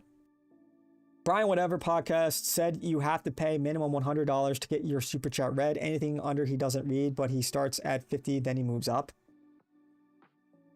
Dude, imagine, oh, dude, whatever, dude. Those Knicks tickets are stupid expensive. They totally priced out the working class who made the city and ultimate American sports. What are you, poor? Look, man. That's why TVs exist. And if they didn't price them that high, people would just resell them at like 10x the price anyway. The prices are high because people pay those prices. That's just supply and demand. The demand is high, so, you know, the supply is fixed, so the price goes up. And for everyone else, they can watch it on TV. It's not a charity case, it's a business. So, if sports weren't as popular, then they would lower the cost. And then, you know, your average Joe could go and watch it live, but that's just not the case. You have people from all over the country that want to see the game live, you know what I mean? I guess you should have bought your season tickets, right? Season pass or whatever. Does that even guarantee you tickets to the playoffs or whatever? I don't even know. Sneaky gonna bitch on Nick with Hassan, all for revenge and clicks. Oof. Dating yourself. Yeah, man, it's yeah, it's predictable. Predictable, man. But he's showing his true colors, man. He's not on our side. This is a good thing, actually. This is kind of unironically the best content Sneako has ever put out. He's just showing his true colors. And we're just sitting here kind of laughing at him. Low-key, Professor Jang fell off once he collabed with Sneako. Okay, well, Professor Jang is a foreign op, so... it's the Sneako curse. He just, like, ruins all the careers of the people around him. Ready to drop 10K? On a sports game? Fuck no. Sneako and Hassan, Candace and Dugan, Ian Carroll, and Dominoes. I like this alt-right arc. Yeah, crazy, man. What a crazy development.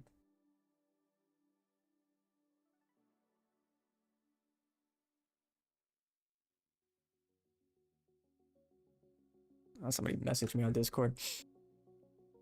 One of my homies. It's funny, like, we worship God, right? You're Yes. white and you're Muslim. Uh-huh. And then you know what they're saying? They're saying that Muslim is the brown religion. It's the anti-white religion. Yeah, but that's just like But retarded wait, fluff. but white supremacists who are Catholic, you worship, no disrespect, you worship a brown Jew. You worship a brown Jew from Palestine.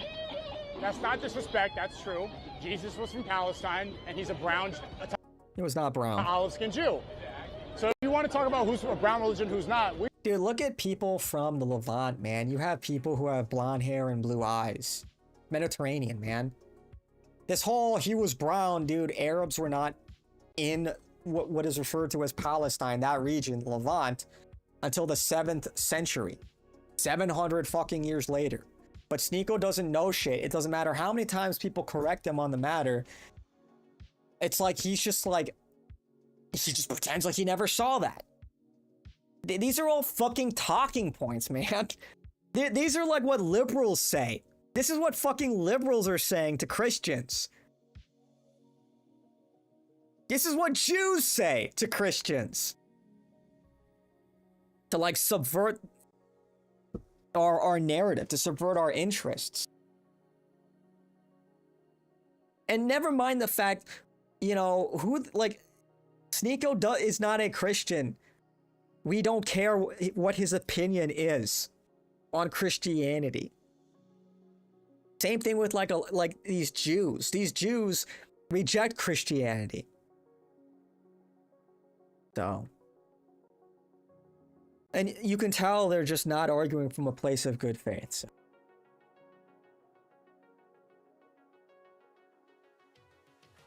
As soon as Sneaky and Nick fell out, he interviewed Owen Benjamin, now Hassan. He's trying to piss off Nick, but then plays the victim. Look, man, it just goes to show, look, trying to get back at Nick aside, these people are scum.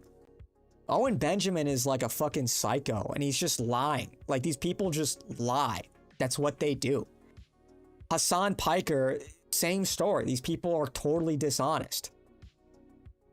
Like, even if you did have a problem with Nick, it's like, whatever, like, you are associating with people with very poor reputations, with very poor character. That's a reflection on your character. So, yeah, Sneeko sucks, dude. We worship the one creator who has no skin color. You're a white supremacist and you worship a brown Jew from Palestine. So if you want to talk about brown religion, bro, it's just like, you can keep reciting that. It doesn't make it true, man. Just real. It's just the same shit. It's just the same shit over and over and over, bro.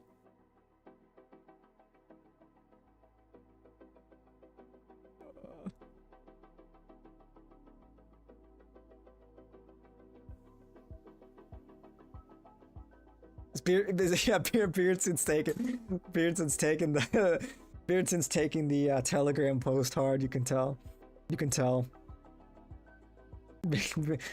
Beardson's in shambles. Beardson is in total shambles right now. He's in total fucking shambles. What did Nick say last night? Brown clown, they're freaking out.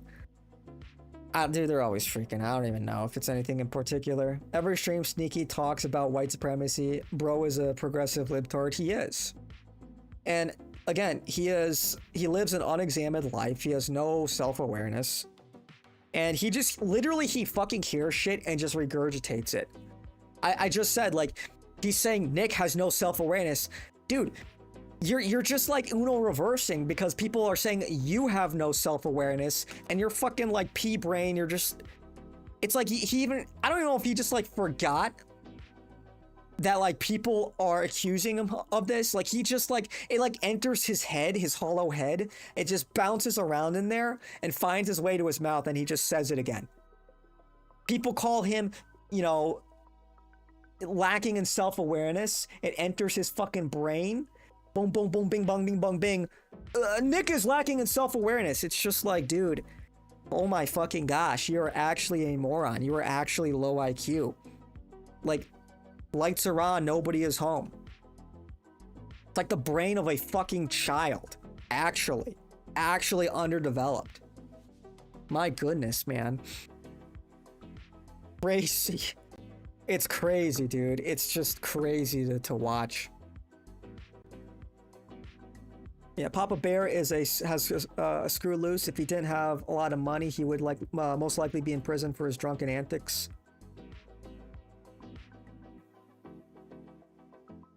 Papa Bear? Who? Who are we talking about?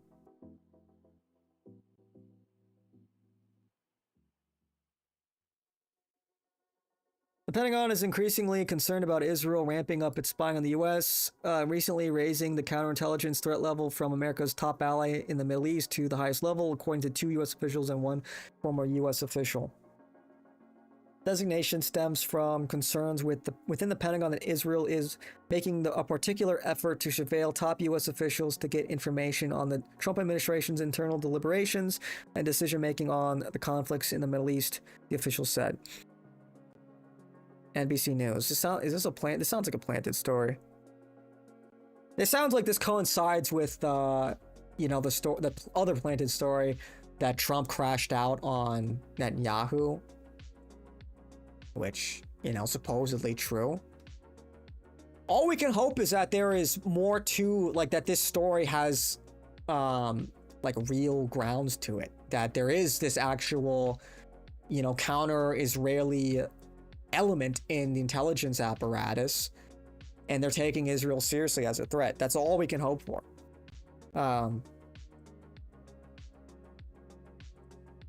At worst, it's more posturing to try and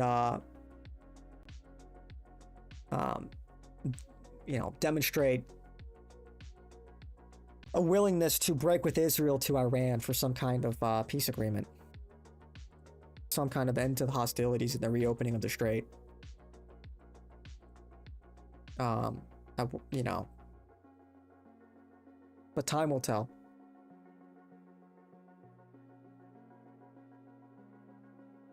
Papa Bear is the name Owen Benjamin calls himself.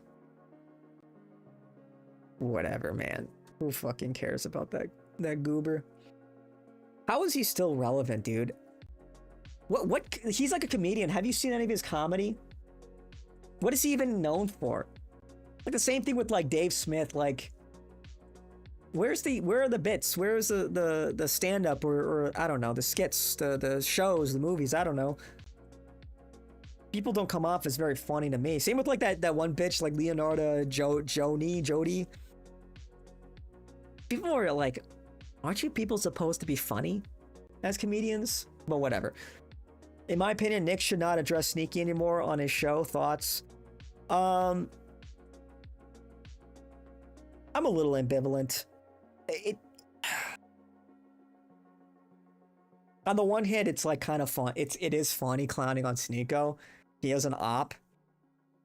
There is like righteous indignation because, like, you know, if you've been in this space, it's been like kind of a contentious topic. Sneeko, like, dude, it's just nice that we don't have to try or pretend to like Sneeko anymore. But he's just obviously an easy target. He's like the gift that keeps on giving. Like, he just keeps on giving these clips. And I think it just goes to show, like, you know, a lot of these people, more often than not, baked into the equation have just some seething resentment with either white people or Christianity, you know, whatever the case may be. And they revealed who they are at some point in time. So, but I don't know, man. Like, I think right now there's just like kind of nothing else to talk about. And I think there will be this back and forth for a while. And I think eventually what will probably happen is Sneeko will fade into obscurity. I think for the time being it's okay to farm, but yeah, at some point it would be good to move on. But if anything, it serves as like a good case study or a good cautionary tale. You know, these people at the end of the day, like, they tell you who they are, and you can use Sneeko as a case study. The things that he was, and it's not like a new thing. He's been taking snipes at Nick, at white people, at Christians for years. Wildly inconsistent. And yeah, people like him should be ridiculed, but ultimately he should fade from obscurity, and eventually I think he will. Like most things, it'll get tired, it'll get old, and everyone will move on, and then Sneeko will fade into obscurity because he has no motion of his own.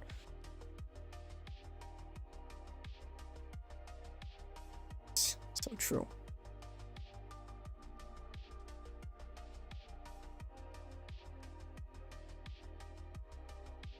Yeah, this is the other thing I wanted to... going back to the abortion thing, same thing with like Asmongold, you know, like I saw he posted something similar either today or yesterday on the matter, supporting abortion under certain conditions. I already outlined my case against that, you know, sort of a similar line of thinking with that like Keith Woods has. And this is another reason why I think a conversation with Nick unironically would do Asmongold a lot of good. Because I genuinely think somebody like Asmongold could come around, and I genuinely think a lot of people need to hear the case, need to hear, need to be presented these arguments that they haven't really been exposed to. I would actually, that would probably be my most anticipated collab, would be the Asmongold Nick collab. I think that'd be really, really good. I don't know when it will happen or how it will happen. I know they've talked about it actually, I think for like a year now. It's just tough because Asmongold's still on Twitch. It would probably have to happen on Kick only. And there's probably a good chance that like Asmongold would get like banned on Twitch for that collab. That's very much a consideration. Or maybe even on YouTube, although YouTube's been a lot better recently. But that would just be a very good conversation, because like these arguments, you know, especially, I mean, like, you know, the gospel too, a lot of people unironically just haven't really heard a competent argument. So I think it would be good. I'm not saying we should stop clowning on him, but I think Sneaky wants to keep playing the victim when Nick talks about him. Yeah, definitely. Like, cause that's like the only motion he gets nowadays is now he's fully A-logging Nick. Mask off moment. And yeah, I think this will go. We'll have the back and forth will continue for some time, and then it'll just get tired, and then Nick will move on. He'll continue to do his thing, and I think just like so many other people, you know, Sneeko will just join the brigade of Nick A-logs. And yeah. Wow, Asmongold supports aborting if a child has Down syndrome. Yeah, I mean, look, like, you know, Asmongold, he's good on a number of things, but there are obviously disagreements. I mean, I remember he was very supportive of the war in Iran. You know, he really bought into a lot of that propaganda. But overall, I think he has, from what I've seen, he has integrity, and I think he's a reasonable person. And I think he's fairly open to having his mind changed, and you know, and I like Asmongold. I don't agree with him on everything, of course, but Asmongold's whole argument is that the kid would be a drain on society because you would have to take care of that. Kind of the same. We kind of already covered this. I don't understand this argument because there is people with Down syndrome, without Down syndrome that drain society. I already addressed this earlier in the stream when I was addressing Keith Woods' take. Asmongold is gay for Trumpstein. I don't know if his opinion on Trump has changed at all, but yeah. Look, we don't need to attack Asmon like that. Again, we disagree with a number of his takes. We can be cordial. And the reason why I said it is because he's been very positive towards Nick, towards the movement. And he's stated on the record he understands that he is part of the pipeline. You understand there's a pipeline? A normie to dissident right-wing pipeline. It's existed for years. And he has humbly accepted his role in that pipeline. And that is a big W. You know, a lot of people get too big for their britches. A lot of people want to be the center of the world. And Asmon has more or less said, look, there are some things I obviously can't say on this stream, being on Twitch, of course, and on YouTube. And he sort of refers to other people, like in particular, he named Nick, for the people that can and do say those things, and he supports them. So we don't need to attack Asmongold for that. Obviously we disagree, we respectfully disagree, and we encourage him to rethink his stance on these things. But it's always best, I think, you know, we don't need to attack somebody unprovoked.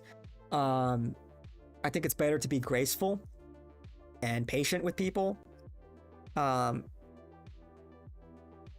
Because he's not like an op, you know? I don't think he's a malicious person. I don't think he's a bad faith person. I don't think he's a hateful person. You know, because there are people who promote abortion that despise us and want us dead. Asmongold clearly isn't one of those people. I think he's directionally on our side, and he supports us probably more than he vocalizes. He supports Nick, he supports the movement, so, you know, we don't need to attack him for that. And again, we disagree, and there are fair criticisms of him and, or, you know, his beliefs, but we can be civil about it. So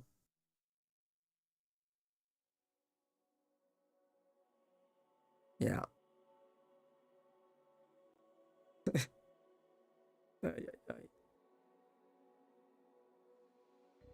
Anyway,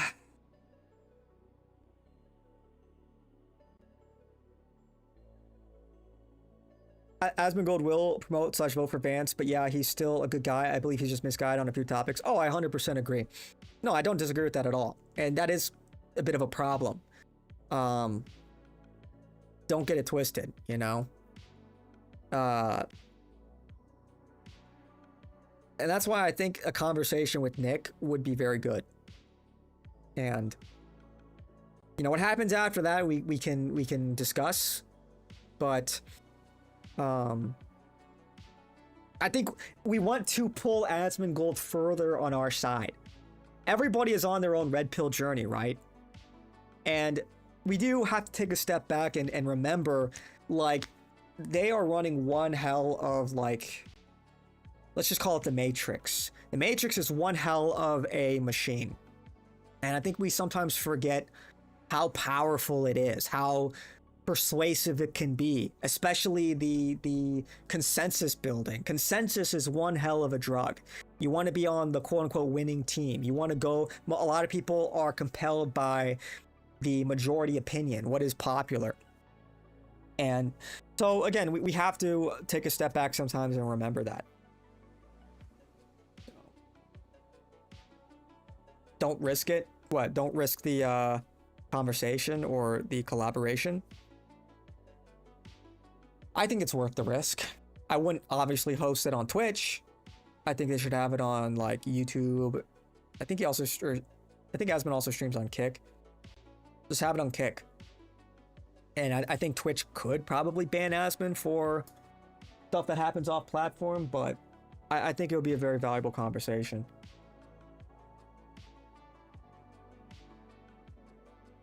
And Asmon is like, he's one of the biggest streamers on the platform, on Twitch.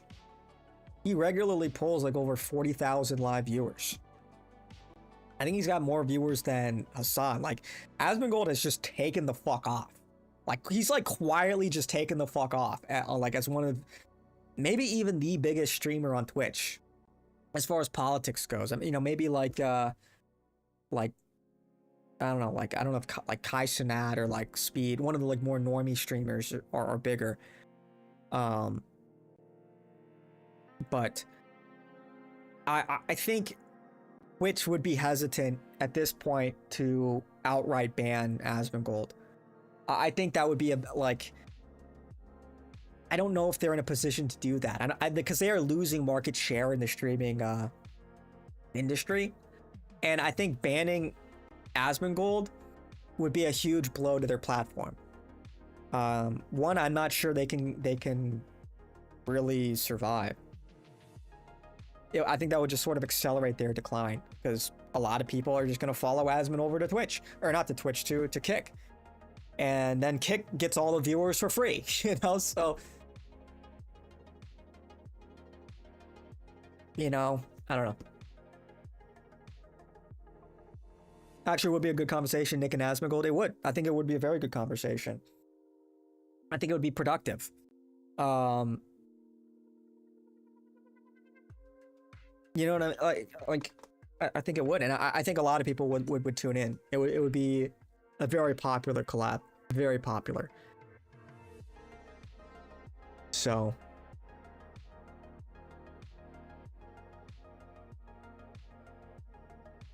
Like, Asmongold could be a total asset to our team. Like, seriously, let's think strategically for a second, because that's how we be thinking.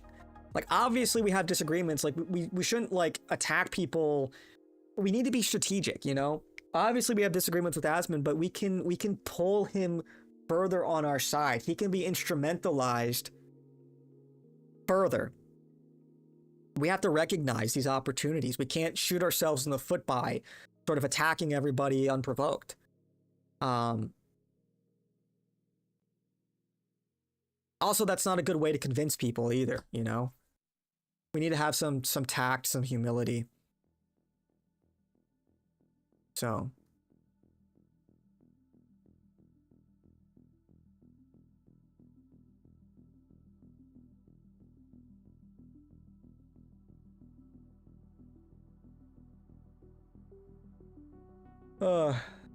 Yeah.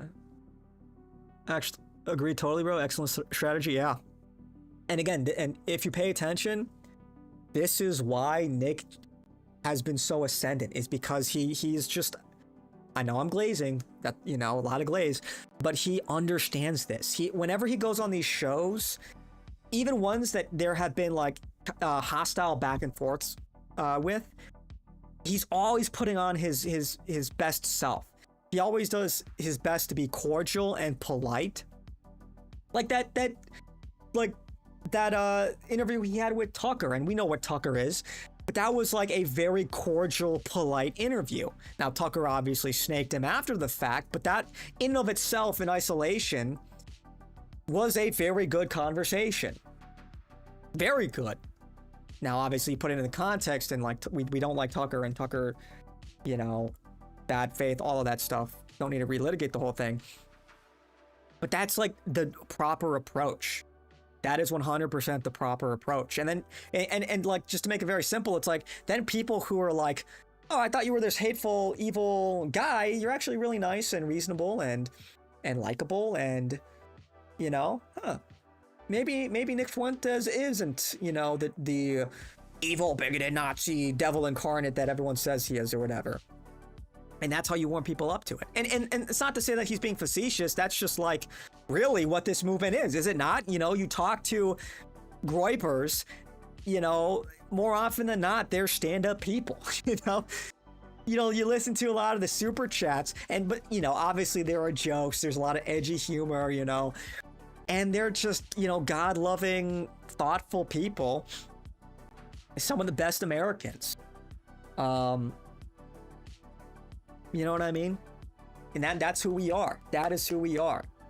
And that's why, you know, another tangent, just to go back to the Richard Spencer thing, I think that's why maybe there was this, you know, kind of, I don't want to say spiritually, but there was this sort of,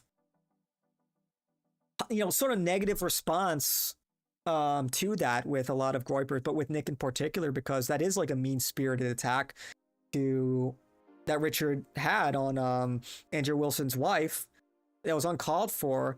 And even if there is like a kernel of truth, okay, that's just like mean. That's at the end of the day, that's just kind of mean and uncalled for, mean-spirited, malicious.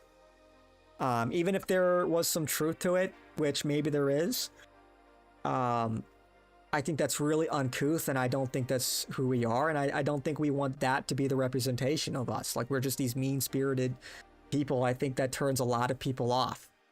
And like the days of internet blood sports, I think, is over, and a lot of people have failed to acknowledge that, and they're still like living in like 2020. They're still living in 2020 when this conversation was happening on like niche banned platforms, you know? I guess 2021 would be an even better example. And it's like, first of all, times have changed. This has gone mainstream. Whereas previously being edgy could be a tool to cut through the noise and get a lot of attention. This was kind of something Andrew Anglin pioneered. Now the edginess has become a little passé. A lot of people are edgy. Look at how edgy I am, you know, they throw up the Roman salute. And it's lost a lot of its appeal. But you have to recognize how the audience has changed too. It's like now Nick has the eyes and ears of very like serious, influential, professional people, educated intellectuals, and he needs to put his best foot forward.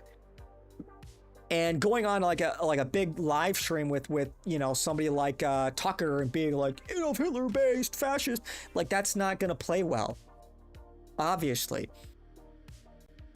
So, yeah. Thoughts on Handsome Truth? If anyone is a Fed, I believe it's him. I don't know too much about him. He's the one going around like yelling at people in public. Yeah, I think that's just bad optics at the end of the day. I heard some things about him, like wasn't he arrested? Like he could be a Fed, but I don't follow all these side characters very closely. Like the whole Chud the Builder thing, like I had no idea who that guy was when that happened.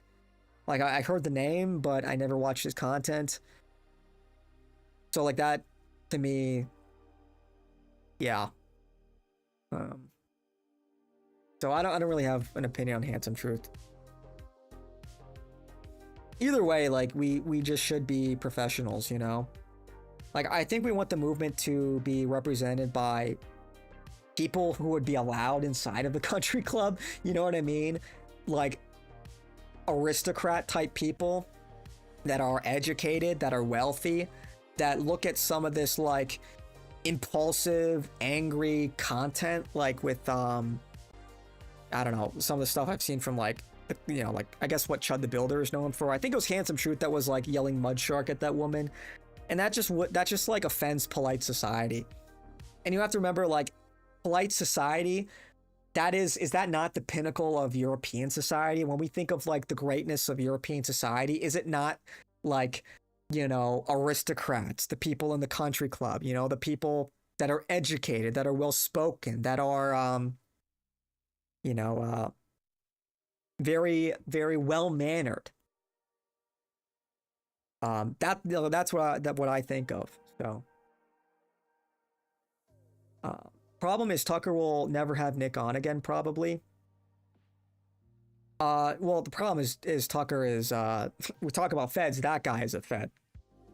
Problem is Tucker is a limited hangout and doesn't, like, is fundamentally opposed to what America First is about. So he's some kind of op. Tucker is some kind of op, and that's the problem with Tucker. Like, he's not on our team, clearly, because even after the latest stabbing of Henry Novak up in UK by that sick immigrant, he's still saying he's completely against white identity politics. And that's just like, okay, so you're just our op then. You're telling white people that are getting stabbed and killed, and that all of these, you know, non-white people want dead, you're telling them not to organize. That's what Tucker is telling us. Don't organize. Don't see yourself as white, because that's evil for some reason, even though these other people see you as white, and because of that they want you dead. It's like, what kind of fucking advice is that, man? Like, we're getting killed out here. What else are you supposed to do if people want you dead? Not like organize and find like-minded people that are gonna everyone's gonna help each other out against these hostile people that, like, think for 2 seconds. So yeah,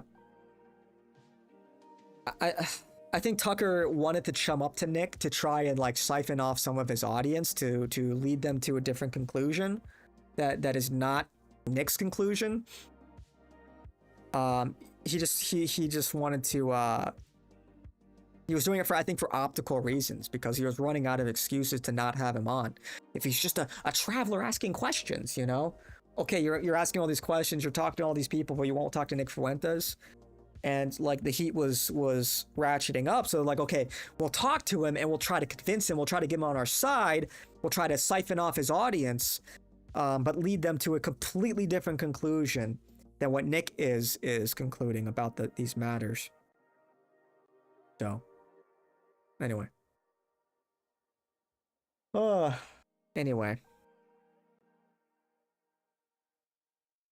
think that is that like oh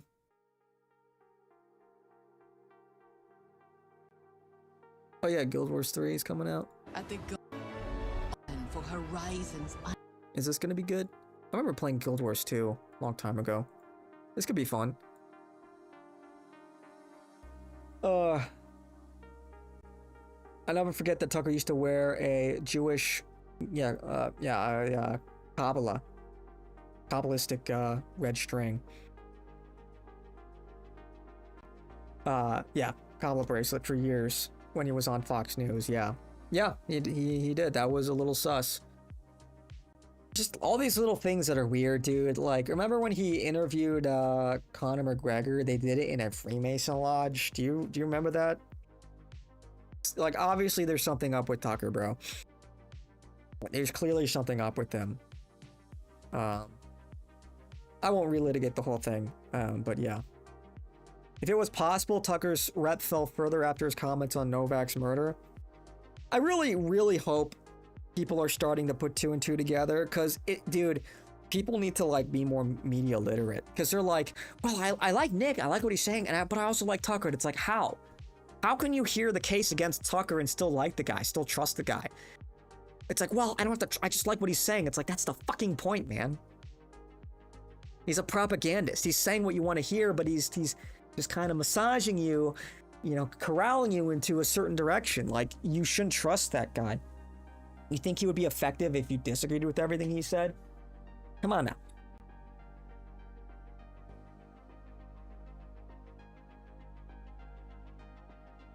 You said it was a rubber band because of the newspaper business? Yeah, right. That was not a rubber band, dude. That was not a rubber band. That was clearly not it was a string. You could see it. I think it had a knot in it. Remember he interviewed Kevin Spacey? Yeah, didn't Candace do the same thing? It's like, dude, okay. No, never mind. She interviewed, fuck, what is his name? That movie producer. Oh, I'm totally blanking on his name. Yeah, just weird. Weird. It's like, I don't know why we're trying to rehabilitate these people.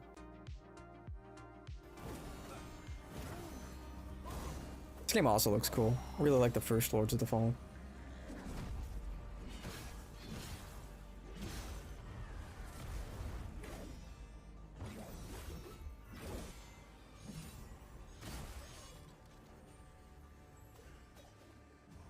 Yeah, that game looks good. Yeah, Weinstein, yeah. Weinstein, yeah. Harvey Weinstein.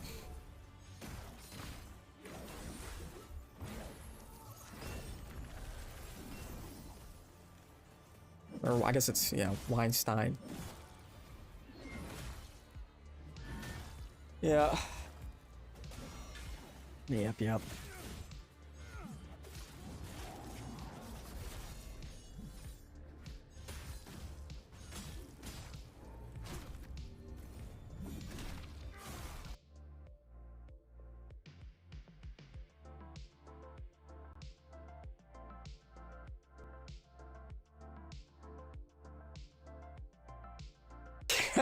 Helping rid the boomers by pushing them into traffic. W Wang halves. W Wang halves. WW. That's pretty kick.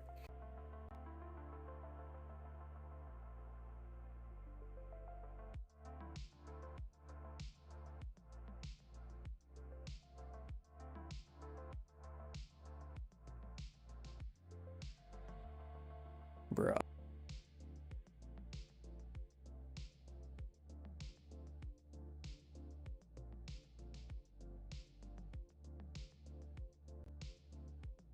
Star Wars turn-based game? Or like XCOM?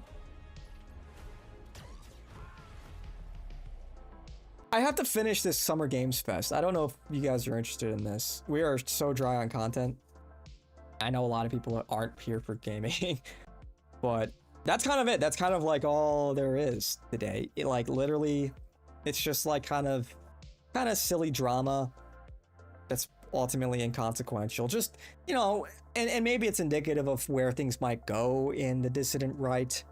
You know, it's always good to be cognizant of these differences that we have between all these different factions and what make us us, what makes America first, and whatnot. But what else? Yeah, other than that, like, dude, it's dry as fuck, man. Stein.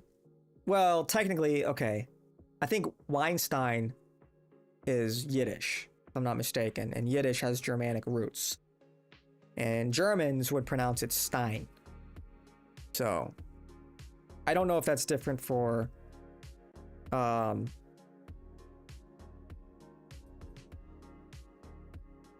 don't know if that's different in Yiddish. I don't know if they pronounce it different, but I could be wrong on that.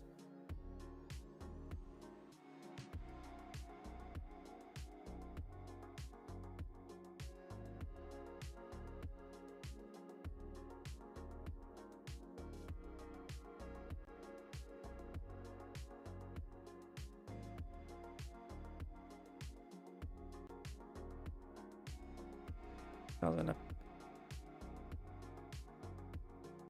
Yeah.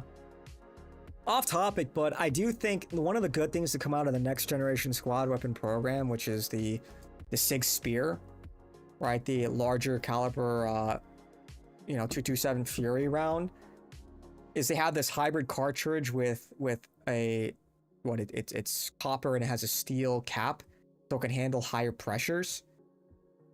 And to me, that's like, well, why not just make a 5.56 variant of that and just run hotter ammo out of an M4? You know, like, then you don't have to deal with all the downsides of, you know, using a larger caliber. And if the whole point of the 227 or the 277 Fury 6 Spear was to defeat armor, well, we know that velocity beats armor, not mass, so you can use a smaller 5.56 but run it at much higher pressures with the new ammo, and you'd have to reinforce your chamber as well, and then you're getting much higher muzzle velocities. That will also like push the range out further of an M4 or AR-15 platform. It can be done. I believe it can be done. Because the obvious downside as well to using a larger caliber is you can't carry as much ammo for the same weight. There is a serious recent poll was taken in California asking people if they thought illegal immigration was a serious problem. 29% said yes, there is a serious problem, but 71% said no es una problema seriosa. Recent poll. Is John McEntee the dark horse for 2028?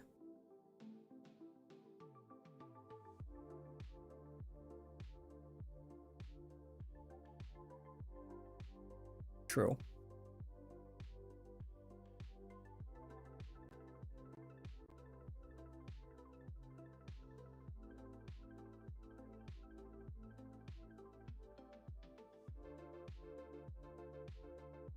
Bro, it's just so funny, man.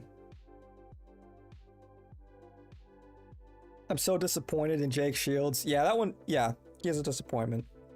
But, you know, if you've been in this for a while, there have been many disappointments through the years, man. It is what it is. It is what it is. You liked when Speaker lured Santa Claus into getting eaten by that monster. Good gaming content. That was pretty keck, bro. He didn't see the monster in the window. That's a callback. That's like, bro, that was like 5 months ago. That was like 5 months ago. Maybe I'll do a gaming stream this weekend. What do you guys think? I know most people don't give a shit about the gaming content, but it's a nice little reprieve.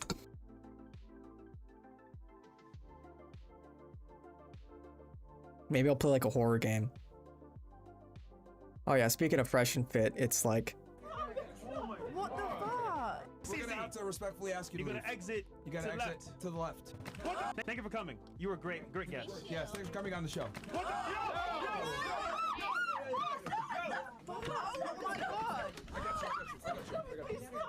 Oh my god! What the fuck? Alright, I'll save you, baby.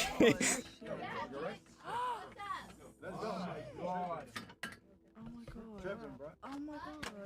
Guys, that was not expected, but I kind of had a feeling about that. Not beating the allegations.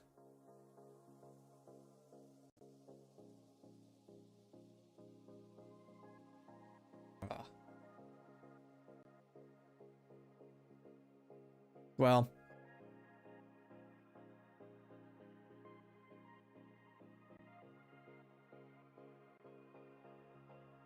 Well, I guess it's getting late. Will stink up in there? Probably smells like fish or something. It's getting kind of late. Yeah, I don't know. I might go live this weekend and just hang out, maybe talk about like non-political stuff, because I doubt anything is gonna happen this weekend. Usually the news is pretty slow over the weekend, unless they are doing something that they don't want to be in the news cycle. But then it probably would have already happened by now. It's nice to meet you. New around here, gotta go. Take care. Nice to see you too, man. Don't be a stranger. Don't be a stranger. It's always cool to see some fresh faces. Yeah, I'm about to hop off too. It's like, oh, it's getting late. So, yeah, do I give you guys what you want? No. I'm gonna cuck you guys. I'm gonna cuck you. You're not getting Emotion Engine tonight. You're not getting Emotion Engine tonight. You're not getting it tonight. Nope. Nick left us hanging. Bro, believe me when I tell you, there's nothing to talk about. I'm talking about like bullshit, bro. You know, I'm talking about, you know, and some of the stuff matters, like, but at the end of the day, do we really care Andrew Wilson and Richard Spencer had this crash out? No, like, it's not really very important. I mean, there is a narrative here about what, you know, where things are going, the right wing, and all that, but outside of that, it's not really news. It's not the most interesting thing in the world. Nick is a lazy Mexican. What is there to talk? What would you guys want him to talk about? Look at let's just look at Axios. Let's see. Refresh. Anything new? Oh, you want to talk about Iran again? Again?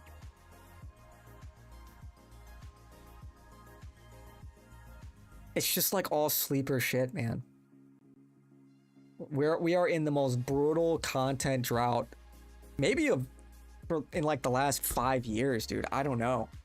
This is fucking brutal. It's so slow. You know?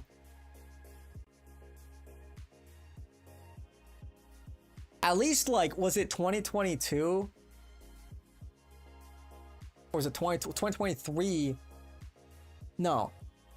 It was 2022, I think, was the Destiny debate. I think that was Fresh and Fit, if I recall correctly. That was a huge debate. That had like 100... Didn't it have like 100,000 viewers? Or was that 80? I can't remember how many people tuned into that. You know, the Zerka arc, remember that? The Fresh and Fit Zerka. And then you had Yay 24. That was crazy. That's honestly kind of surreal that happened. You know, obviously you had October 7th and 24, the generational run. Yeah, now it's just slow for everybody, dude. Everyone's viewership is way down. Nothing really going on. We're just in this lull. But yeah. Anyway. Slow days is a chance to explain the lore of the topics that affect us in the moment. Just saying. Yeah, that's true. That is true. But that's like a catch-up day. You know what that is? That's like it's like a filler episode. It's like a recap. And if you've been watching the show for years, you just skip the recap episode because you're like, maybe you're binging the show. You know, when you're watching a TV show and sometimes they have like a whole episode dedicated to a recap, you're like, I don't need this shit.